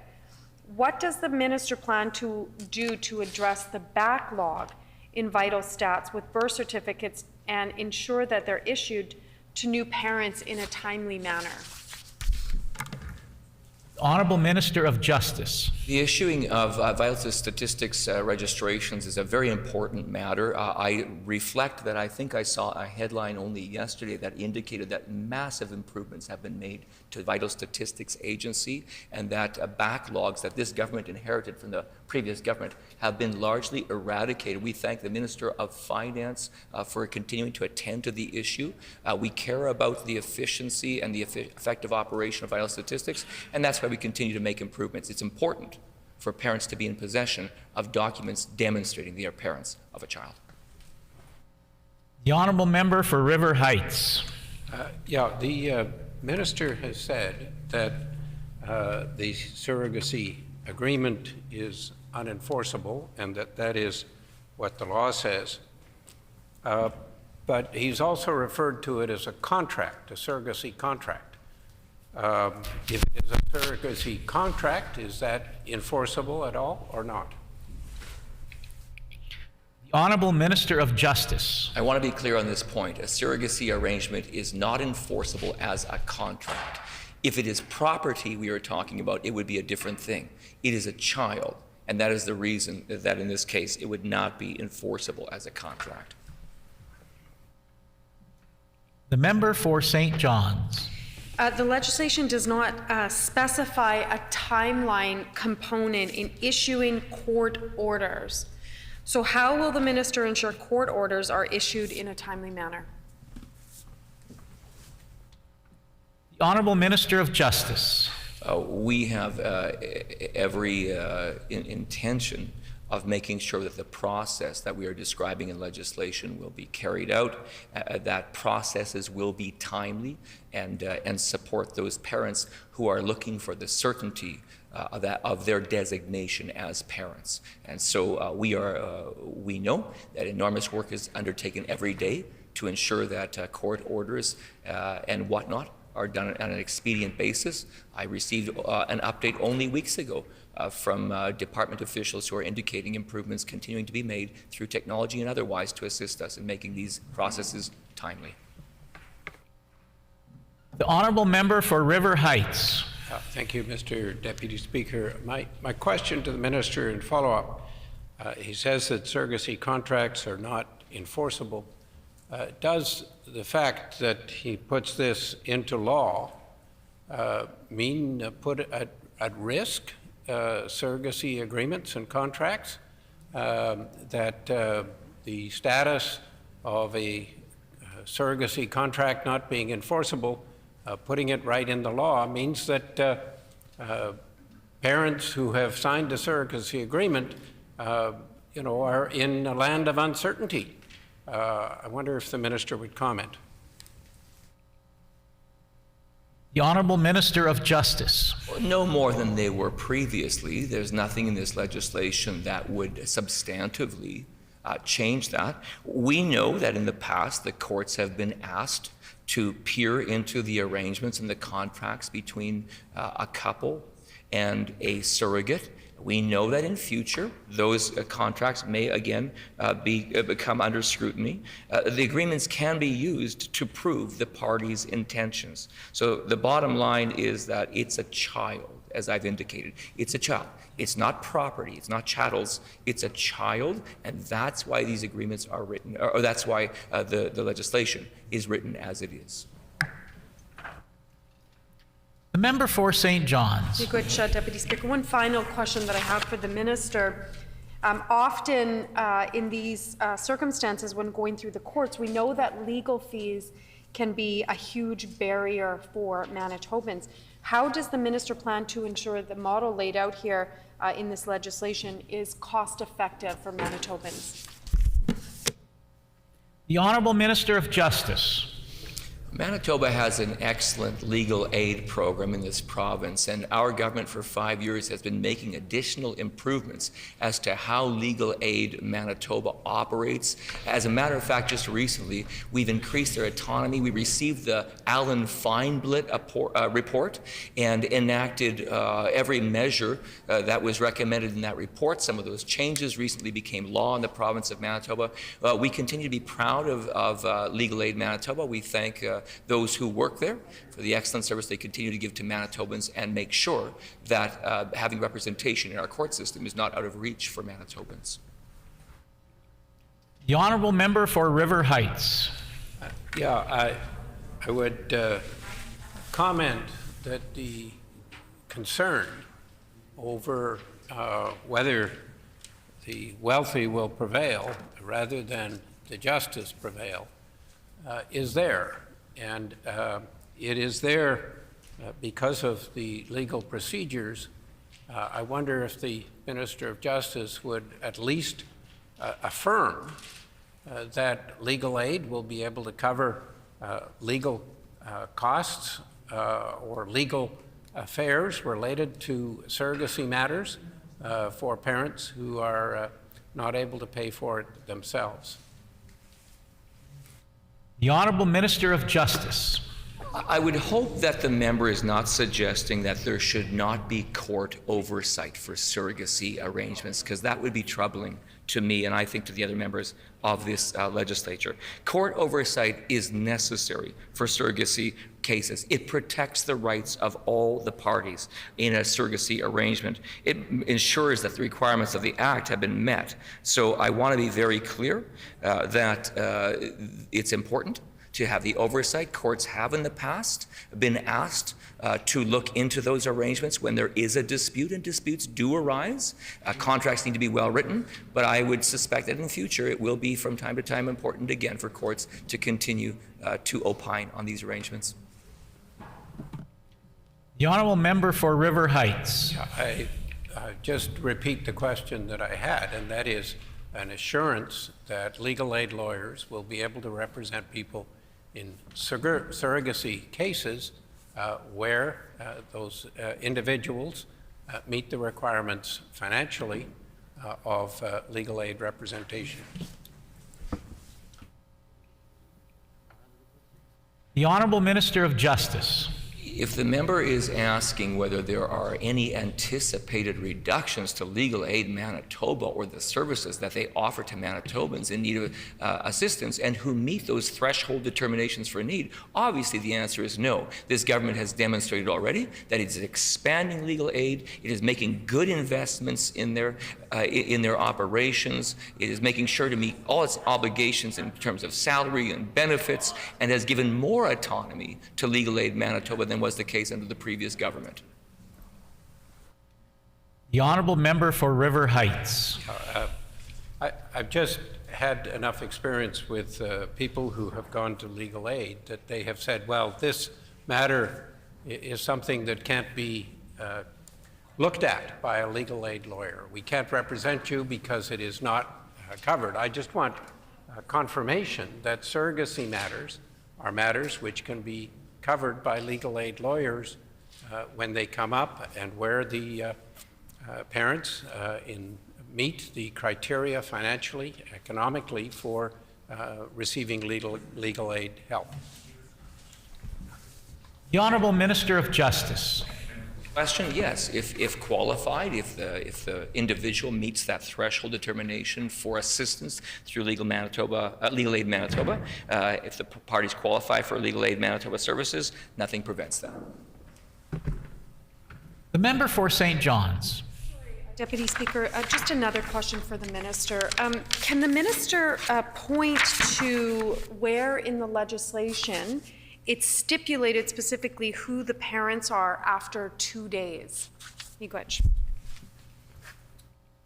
The Honourable Minister of Justice. In a 45-second response, I will not be able to give the chapter and verse, but I can indicate to the member, we have a briefing coming up on here. We would be happy to point the member to the specific location in the bill where it determines those two parents who become the rightful parents after the 2 days following birth in a surrogacy arrangement. Hearing no further questions, the floor is now open for debate. The member for St. John's. Which Deputy Speaker. I want to just put a couple of words on the record in respect to Bill 3, so the Family Maintenance Amendment Act.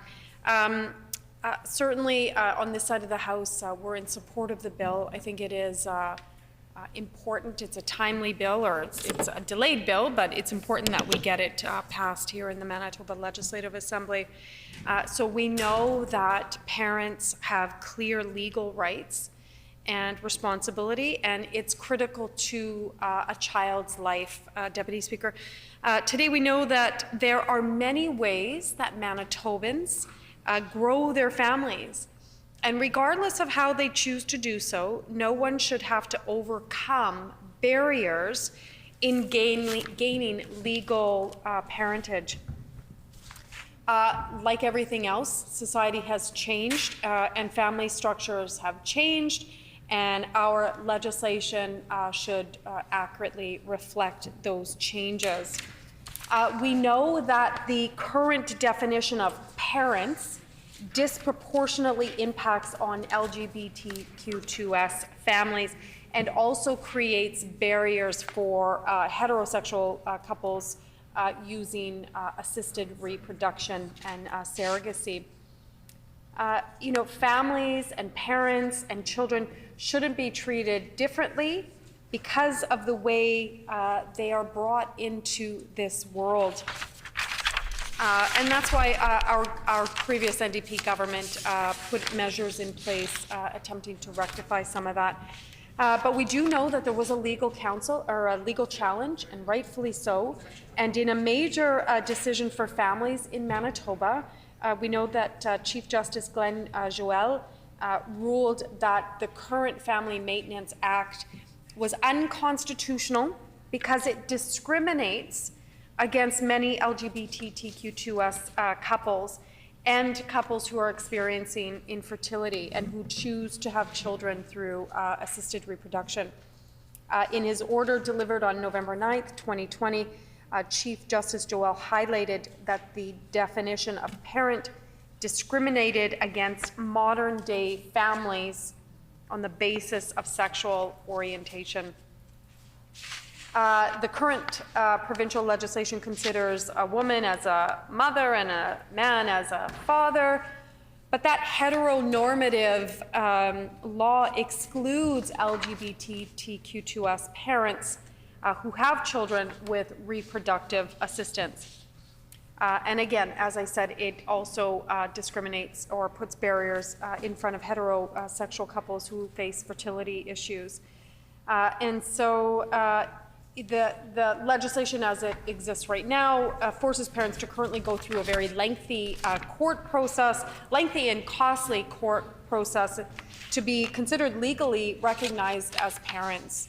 And then the current legislation as it exists ensures that non-biological parents live in uncertainty and without parental rights until the adoption paperwork has been fully processed. And certainly these changes are important for the parents, but more importantly are important for the child themselves. And so we know that Chief Justice Joel gave this government, the PC government, 1 year until November 9th to pass the modern legislation. They didn't, so we're here today. It's like I said, it's a little bit late, but here we are. You know, I want to state,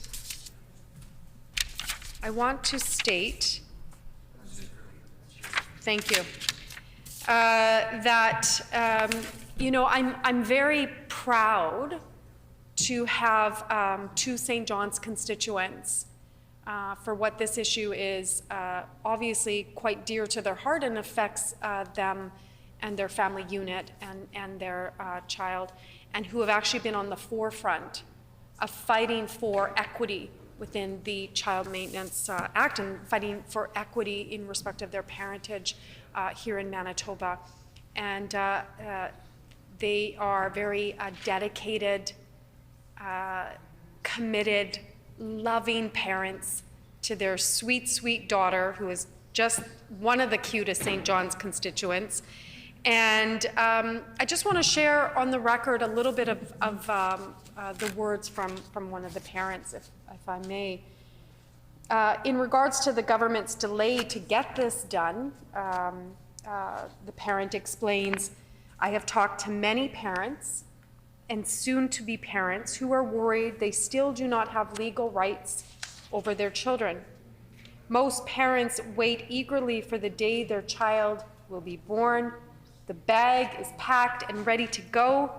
My bag had to include something most parents never even think about: the cell number for my lawyer. I had to plan for the possibility that the hospital would not recognize me as a parent if their babies, their babies, I'm going to just keep the names out just for privacy. The other mom was unable to communicate our decisions about our child. No parent should have to worry about this, and the court agreed. The government was given 1 year to fix this. Their refusal to do so shows a real lack of understanding of what matters and a clear demonstration that rules, even court-imposed rules, do not apply to them, end quote. Again, we on this side of the House are in support of Bill 3. I think that there is some concern in respect of this delay of 2 days.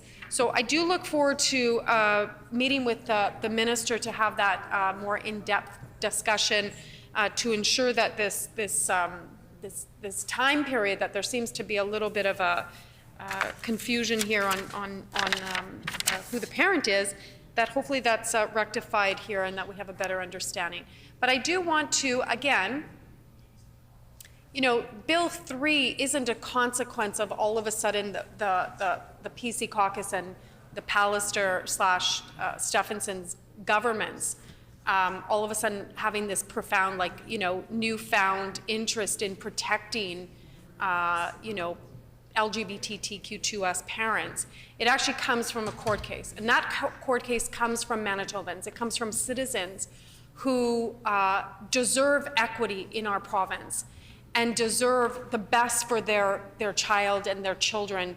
And, you know, they put themselves on the line. They open themselves up, their personal lives, at what is supposed to be, you know, one of the best moments of our life when we have children. And they did that not only for their family, but they did that for all Manitoba families. And so today, Bill 3 is actually a testament to that work and that dedication and that courage. And so I lift up, you know, not only my St. John's constituents and that family, that beautiful family with their beautiful, sweet baby, but to all Manitobans who demand to be treated equitably and demand that the charter is upheld.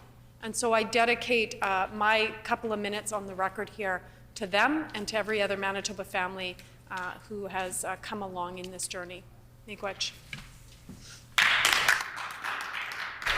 The Honourable Member for River Heights.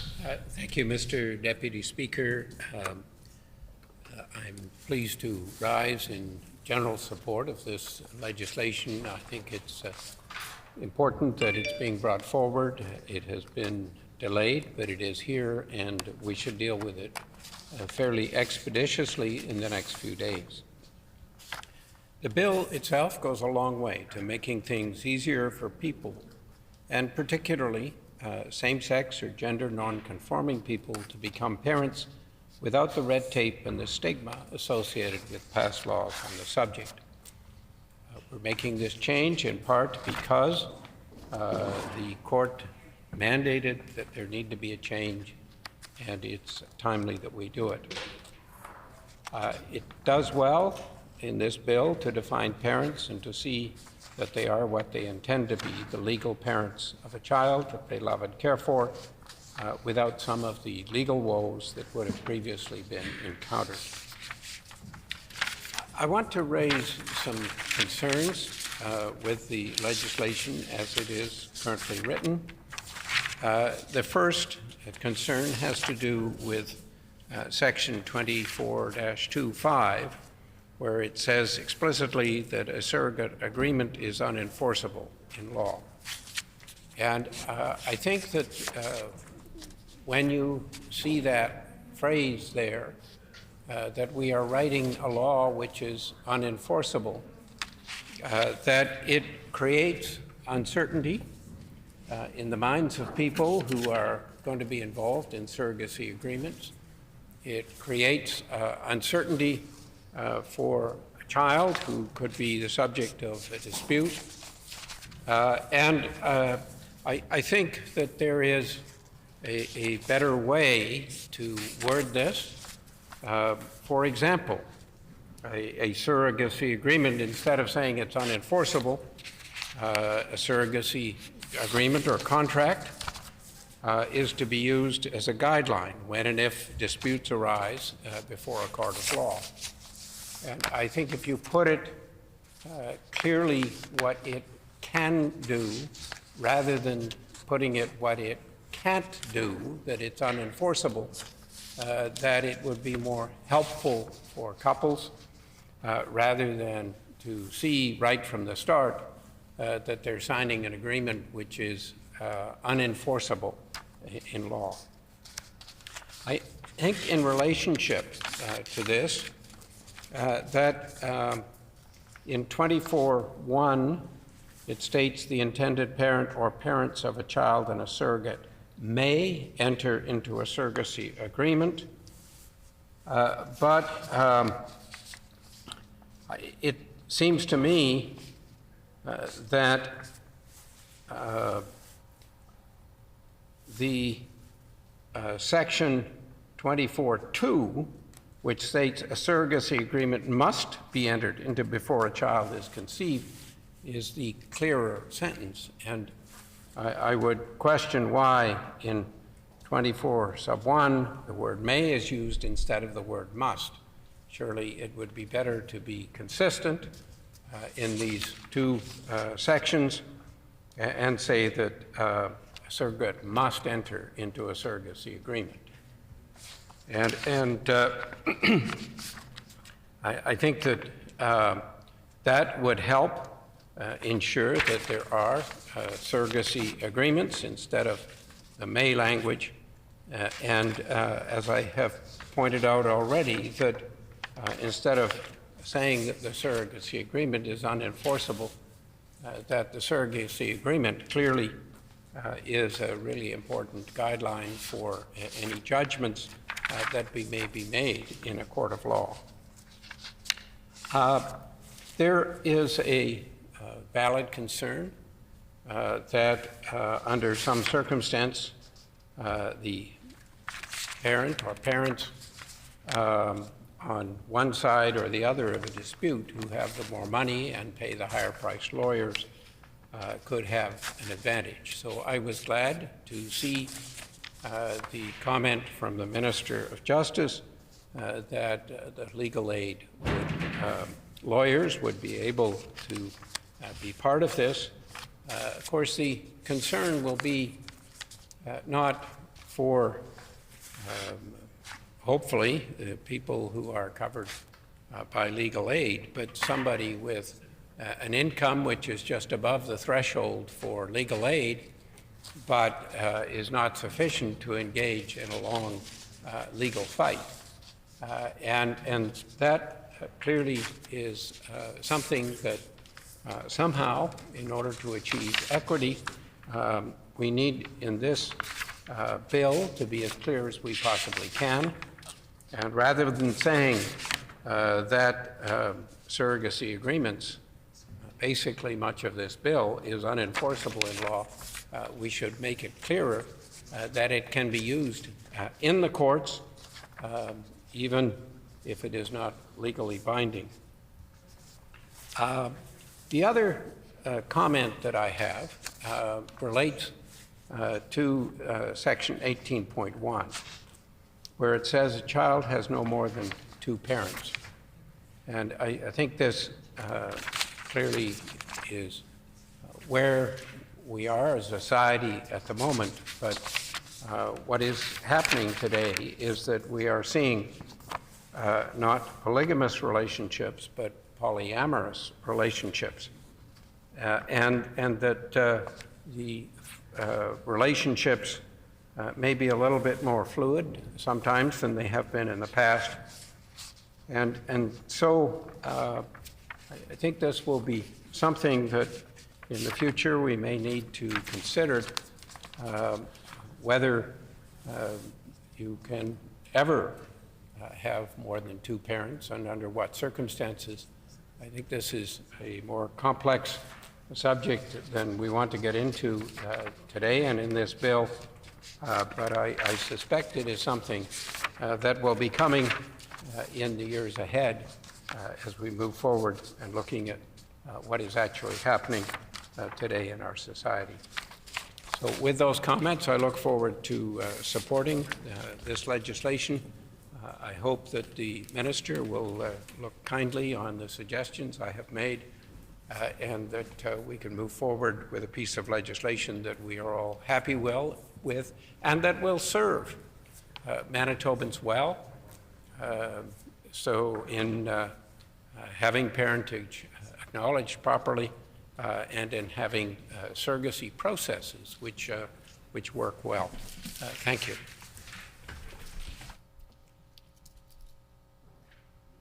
Seeing no further... Okay. Are there any other members that wish to speak to this bill? Seeing no other members, is the House ready for the question? The question before the House is second reading of Bill number 3, the Family Maintenance Amendment Act. Is it the pleasure of the House to adopt the motion? Agreed, and so ordered. I declare the motion carried.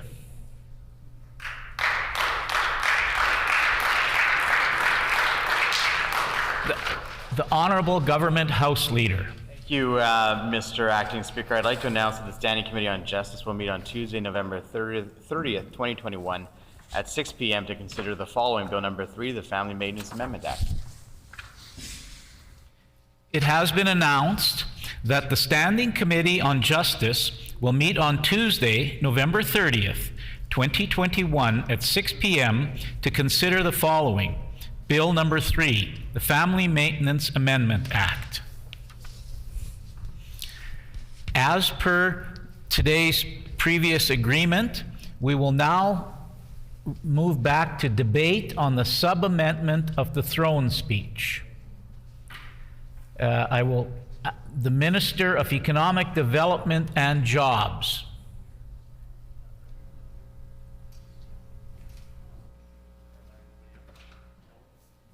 The Honorable Government House Leader? Yeah, I think I'm going to speak, Mr. Acting Speaker, on the throne speech. Thank you.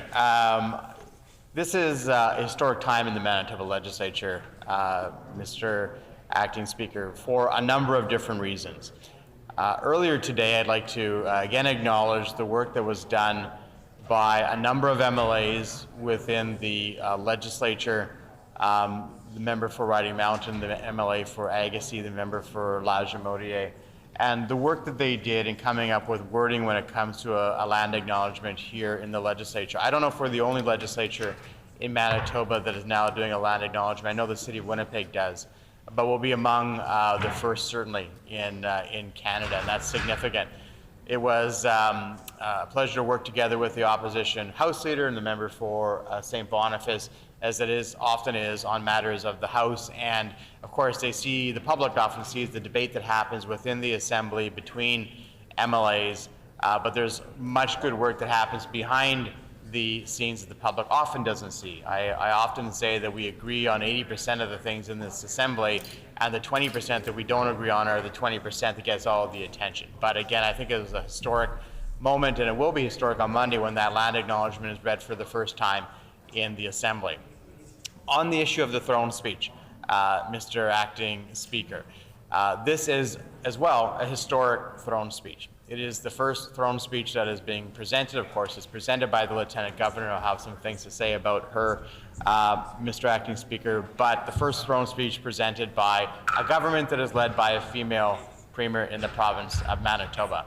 And I said during my short duration in the chair as Premier that it is high time that this happens. And of course, I am glad that it is a progressive Conservative Premier, who was the first female Premier in the province of Manitoba. But that really isn't the main point. The main point is that for the first time in our province, young women and girls will be able to look at the Premier of the province of Manitoba and see themselves, if not in that role, then in significant roles in elected life. And I know that there have been many trailblazers within this Assembly and beyond in Manitoba who are females who have held positions for the first time, Mr. Acting Speaker, and I don't think we should ever minimize it and how important it is. Now, I've had the opportunity to serve with the MLA for Tuxedo, the Premier, for 18 years in the duration that I've been here in the Assembly. And I know the great experience that she brings to the position, the heart that she brings to that position. In a very short period of time, she's already demonstrated that, Mr. Acting Speaker, about her willingness to reach out to individuals to ensure that there's collaboration, not only in this House and within the caucus, but of course more broadly in Manitoba. And that is both needed, it is what is expected of us as elected officials, and it is what I think will guide our province as we go forward in the months ahead. Now, I'm very optimistic about the future for Manitoba. Mr. Deputy Speaker, Acting Speaker, there are many things in Manitoba that we have reason to be optimistic about. Of course, this has been a difficult time in Manitoba and around the world, and of course in Canada over the last now almost 2 years. I don't think that any of us, when the pandemic began in March of 2020, believed that we would still be in this position today. Of course, there might be some medical folks who might have predicted that, but I think society generally thought we would be further along and advance past the pandemic, Mr. Acting Speaker. And we are all disappointed that that is not the case. But I do think that there are reasons to also look at the situation we are in today compared to where we were even a year ago and look at the reasons for optimism. If you consider only a year ago, Mr. Deputy Speaker, a year ago today in Manitoba, restaurants I don't believe were open. You only had businesses that were essential that were open. Houses of worship were essentially closed, Mr. Deputy Speaker. As we were preparing for Christmas, it was very difficult to get Christmas gifts and to be out. That's very different now, Mr. Deputy Speaker. There are events that are happening. Of course, there are requirements for many of those events, and I know that that's not an ideal situation for any of us. None of us want that to continue or to persist. None of us want that to be the new normal, as they now say. We all want that to end as quickly as possible. But we also have an end goal. I think all of us want at this particular time to ensure that our businesses do remain open, that our houses of worship do remain open, that we are able to have our kids in school, very, very important, and that we don't overrun the healthcare system, of course. And so there are requirements that are now in place to ensure that those things can continue to happen. And when it is safe for those things to persist without those requirements, I think we all look forward to returning to a life that is more normal. But compared to last year at this time, we are in a much, much better position. Even looking around this Assembly, the composition of this House, which is now about 2/3 of members, is much, much better than it was a year ago. I even remember in the spring of this year, I think we had about 5 or 7 MLAs in the House, Mr. Acting Speaker. So we're in a much better place, and of course members can still participate virtually. Our hope is that by spring, that we'll have all MLAs in this Assembly, and we can all, for the first time then in 2 years, be back together in the House. That is, of course, what all of our goals are, and in discussions with the opposition House leaders, I think we all agree that that is our goal. So while there are challenges still in society, and nobody wants to minimize that or diminish that, Mr. Acting Speaker, I think it's good for all of us to also look in perspective. Compared to where we were a year ago, we are in a much better place, and we need to continue to do the right things to advance that and to continue to get into a better place, Mr. Deputy Speaker. But I do recognize, of course, that there is much division in Manitoba and around the world. There is much discussion about how decisions have been made in this House, in the Federal House, in other houses around the world. It has been a difficult time to be anyone in society, and it has been a difficult time to be an elected official in society. And I would say to all of my colleagues, and this would echo the words of Lieutenant Governor when she began the throne speech, I'm very proud of the MLAs who have taken on these roles and who've made difficult decisions, whether they're in cabinet or whether they're in the government caucus or whether they are in the opposition. It has not been an easy time to be an elected official because we need to communicate those decisions as best as we can, and sometimes those decisions have had to change as the science has changed, Mr. Deputy Speaker, and we've made mistakes along the way. That is not unusual at any time, and particularly in a time during a pandemic. I'm sure that if we could all go back to March of last year, there are different ways that we would communicate things. There are different expectations that we might set out for our constituents. It has been a learning and difficult experience for all of us, and I know it has been for you as well, Mr. Deputy Speaker. But I would say to those that we represent, and it doesn't matter political affiliation, I believe that every member of this House, regardless of their elected affiliation, has done their best in extraordinarily difficult times and divisive times. And it falls to us, even if we have disagreements among our constituents or among Manitobans, to do our best to try to minimize those divides. There are sometimes binary decisions in elected life. There are no in-betweens. There are decisions that are simply that decision or the other decision, and there is not a lot of gray in between. Those are the most difficult decisions to make in elected life because you can't bridge the difference sometimes. Those binary decisions are really, really challenging because they do divide people in terms of what that particular decision is. But in between there is our opportunity as elected officials, as people, as just members of humanity, to try to bridge that, Mr. Deputy Speaker, and to ensure that that isn't divisive. We can have disagreements on whatever those decisions are, but we shouldn't have to make them personal, and we shouldn't have to make them in a way that we might not forget that division. Because I still truly believe that we will be beyond this pandemic at some time in the relatively near future, and that at some point we'll forget what it is that we were fighting about. But we may never forget the division that was caused, and that is my bigger concern, Mr. Deputy Speaker, that we need to act in a way now that when we get beyond the pandemic, that the lingering effect of it isn't that division and isn't the memory of how individuals treated each other. And we have a special role to play as elected officials. I know there's division within my own constituency, among my own friends, in fact, among my own family, Mr. Deputy Speaker. And I haven't always been perfect in trying to heal or to manage those divisions. But what I've come to learn, and I'm still not perfect at it, is to try to ensure that even where there are decisions that can't be bridged and where there are clearly different views on them, to try to manage them in a way that it isn't personal and that it isn't dismissive and that there is a heart of understanding on different positions, Mr. Deputy Speaker, even if we strongly disagree with the decisions that others might take. We need to do it in a respectful way because when we're beyond the pandemic, we're still going to be living with each other, Mr. Deputy Speaker, as communities and as members and as MLAs, and we need to be able to treat each other in a way that that can persist after.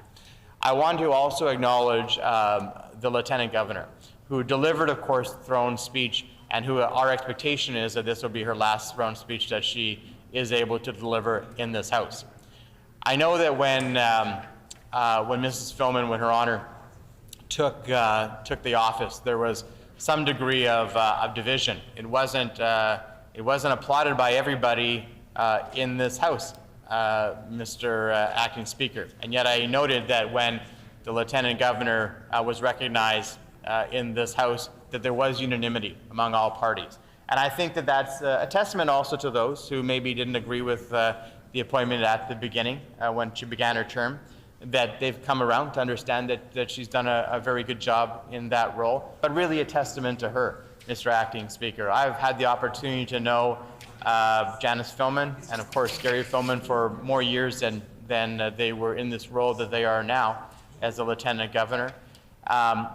And I know them as individuals who care so greatly about the community, in particular when it comes to Her Honor, Mrs. Filmon. She's been described in many ways, and I've heard people say, and I've heard this more than once, first of all, both her and Gary remember names, and they remember names for years, and in some ways it almost, it's mystifying to people how they remember the names of people who they might only meet once or twice a year or less, or be separated by years in between their meeting, and yet they always seem to remember names.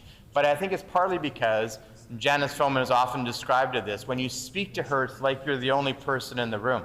It's like you're the only person that's around, that she has that special attention onto your own individual needs and your own individual concerns. And that is a gift, and it's something that we can all learn from. And so I think that when I've had the people question me in the past, and they often do, and they'll say, like, the Lieutenant Governor, what is that role? What is it that they do?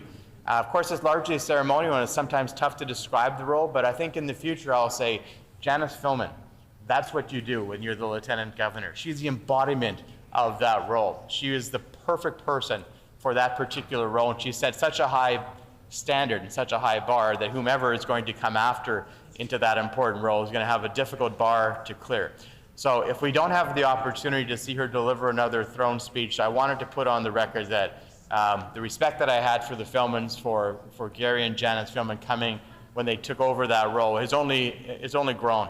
And I really appreciate how they both have handled themselves in the role. Of course, Mr. Filmon having been a premier in the past, now taking on this role more of as an aid, as a help for Janice in her role as Lieutenant Governor.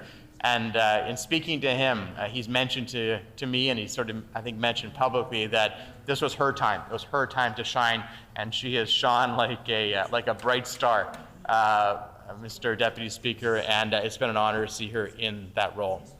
When it comes to this throne speech, Mr. Deputy Speaker, I hope that members opposite will take a step back from some of the rhetoric that they've been putting on the record. And I understand this is politics and it's partisan politics, so there will be rhetoric put on the record in the Assembly. Nobody's surprised by that, and it is part of our democratic process.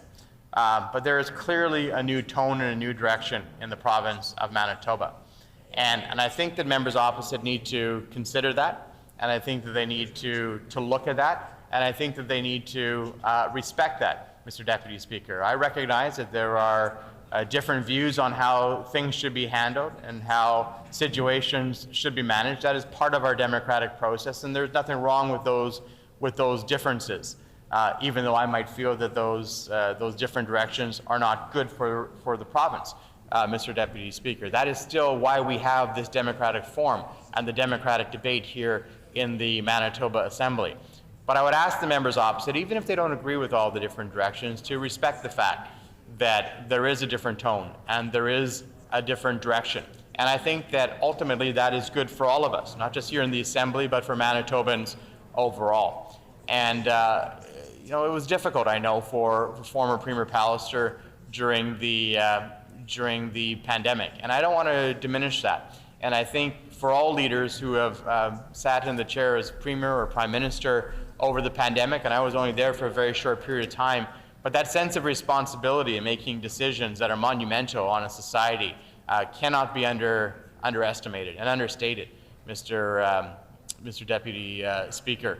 It is an incredibly difficult thing to ultimately have to make a decision that impacts people in ways that we as elected officials never would have signed up for. There's not a person in this House who ran for elected office thinking that they may be part of a government or a legislature that closed down a house of worship, or that closed down a small business, Mr. Deputy Speaker, or that closed down a school. And I've been at the table when those decisions were made. Those are incredibly, incredibly difficult situations.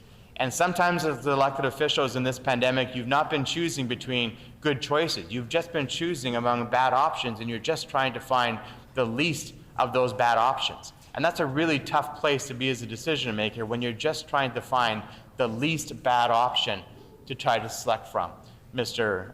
Deputy Speaker. And so I have respect for everyone who served in those roles, including Mr. Pallister, and the difficult decisions that he had to make. And I know the toll that it took on him, and I know the toll that it took on his family. And while I might have done some things differently, and while I might have done some things differently during my short time in that office, I don't diminish the difficult challenge that it was, Mr. Deputy Speaker. And I know that for the Premier, she'll face difficult challenges as well in this role, not just during the pandemic, but otherwise. And I certainly commit myself, as I think all members should, to do their best to try to support the leader of the province in trying to make those very, very difficult situations. So the throne speech will be voted on next week, Mr. Deputy Speaker. I'm not anticipating that the members opposite will vote for the throne speech, but I do anticipate, or maybe I don't anticipate, I certainly hope that in the next few days they might step back a little bit from the rhetoric that they've been putting on the record, try to find a little bit more grace in their discussion on the record, look at it from the perspective of a new tone that's good for this legislature, that's good for the province of Manitoba, and they don't have to be in disagreement with everything when it comes to the text in the throne speech, but I do think that they should recognize that this is a positive step broadly for the province of Manitoba, and they can put forward their alternatives, as oppositions should put forward their alternatives in a respectful way, but to do so in that way, with the recognition that there is a better way forward now in the province of Manitoba, and that we're all looking forward to, with optimism, to the days and the months that come forward. Mr. Deputy Speaker, this may be my only opportunity in this Assembly to wish everybody a wonderful holiday as we go into a holiday after next week. I hope that everybody is safe during that holiday season. I hope that everybody has the opportunity to be together with family. I respect everybody in this House for the work that they do. Doesn't matter what party they are, doesn't matter if we've had disagreements on policies in the past. This is a difficult job, at perhaps the most difficult time to do this job in the recent history of the province of Manitoba. I wish everybody, if I don't have the opportunity, for them to have, for all of us, to be able to have time with our family, time to relax, time to decompress, and to look forward to what 2022 might bring forward as a year of optimism in the province of Manitoba. Thank you for this opportunity to speak today, Mr. Deputy Speaker. The member for Tyndall Park. Speaker, and it's nice to be able to start my response to the throne speech virtually here today. And I did just want to begin by congratulating our first ever premier here in Manitoba. It really is incredibly encouraging, especially as a young woman in politics. And even though we come from different parties and we don't always agree on everything, that's fine. I am still so proud of Manitoba, and I'm feeling incredibly inspired by having a woman as the premier of our province. So congratulations. Mr. Deputy Speaker, I also want to thank the constituents of Tyndall Park. You know, I've been elected now as an MLA here in Manitoba since 2016, and time really does fly. It goes by so quickly, and I think that's a little bit of a testament as to how much a person may enjoy their job. And what comes with being a politician are many roles. There's a lot of legislative work, there's a lot of constituency work, there's a lot of work all in between, and you throw in a pandemic on that, Mr. Deputy Speaker, and it's a new job every single day. What's pretty cool about this time, though, is last month, October, marked halfway through our mandate from the last election. And as we as MLAs hold the government accountable, I also think it's equally important that we as MLAs are held accountable. I think that we need to demonstrate to our constituents the work that we are doing between elections as well. And so I want to use this opportunity to share just a little bit about these last 2 years and what I've had the opportunity to do with the support of those around me. And that includes our caucus staff, my constituency staff, includes my friends and my family, and of course my colleagues in the House, mainly my leader from St. Boniface, as well as my colleague from River Heights, who have been endlessly patient with me, and they continue to educate me in so many ways. I believe I continue to educate them in so many ways, and it makes me really proud. When this matter is again before the House, the member for Tyndall Park will have 18 minutes remaining, the hour being 12:30 p.m. This House is recessed and stands recessed. Oh, it's adjourned? This House is adjourned and stands adjourned until 1:30 p.m. on Monday.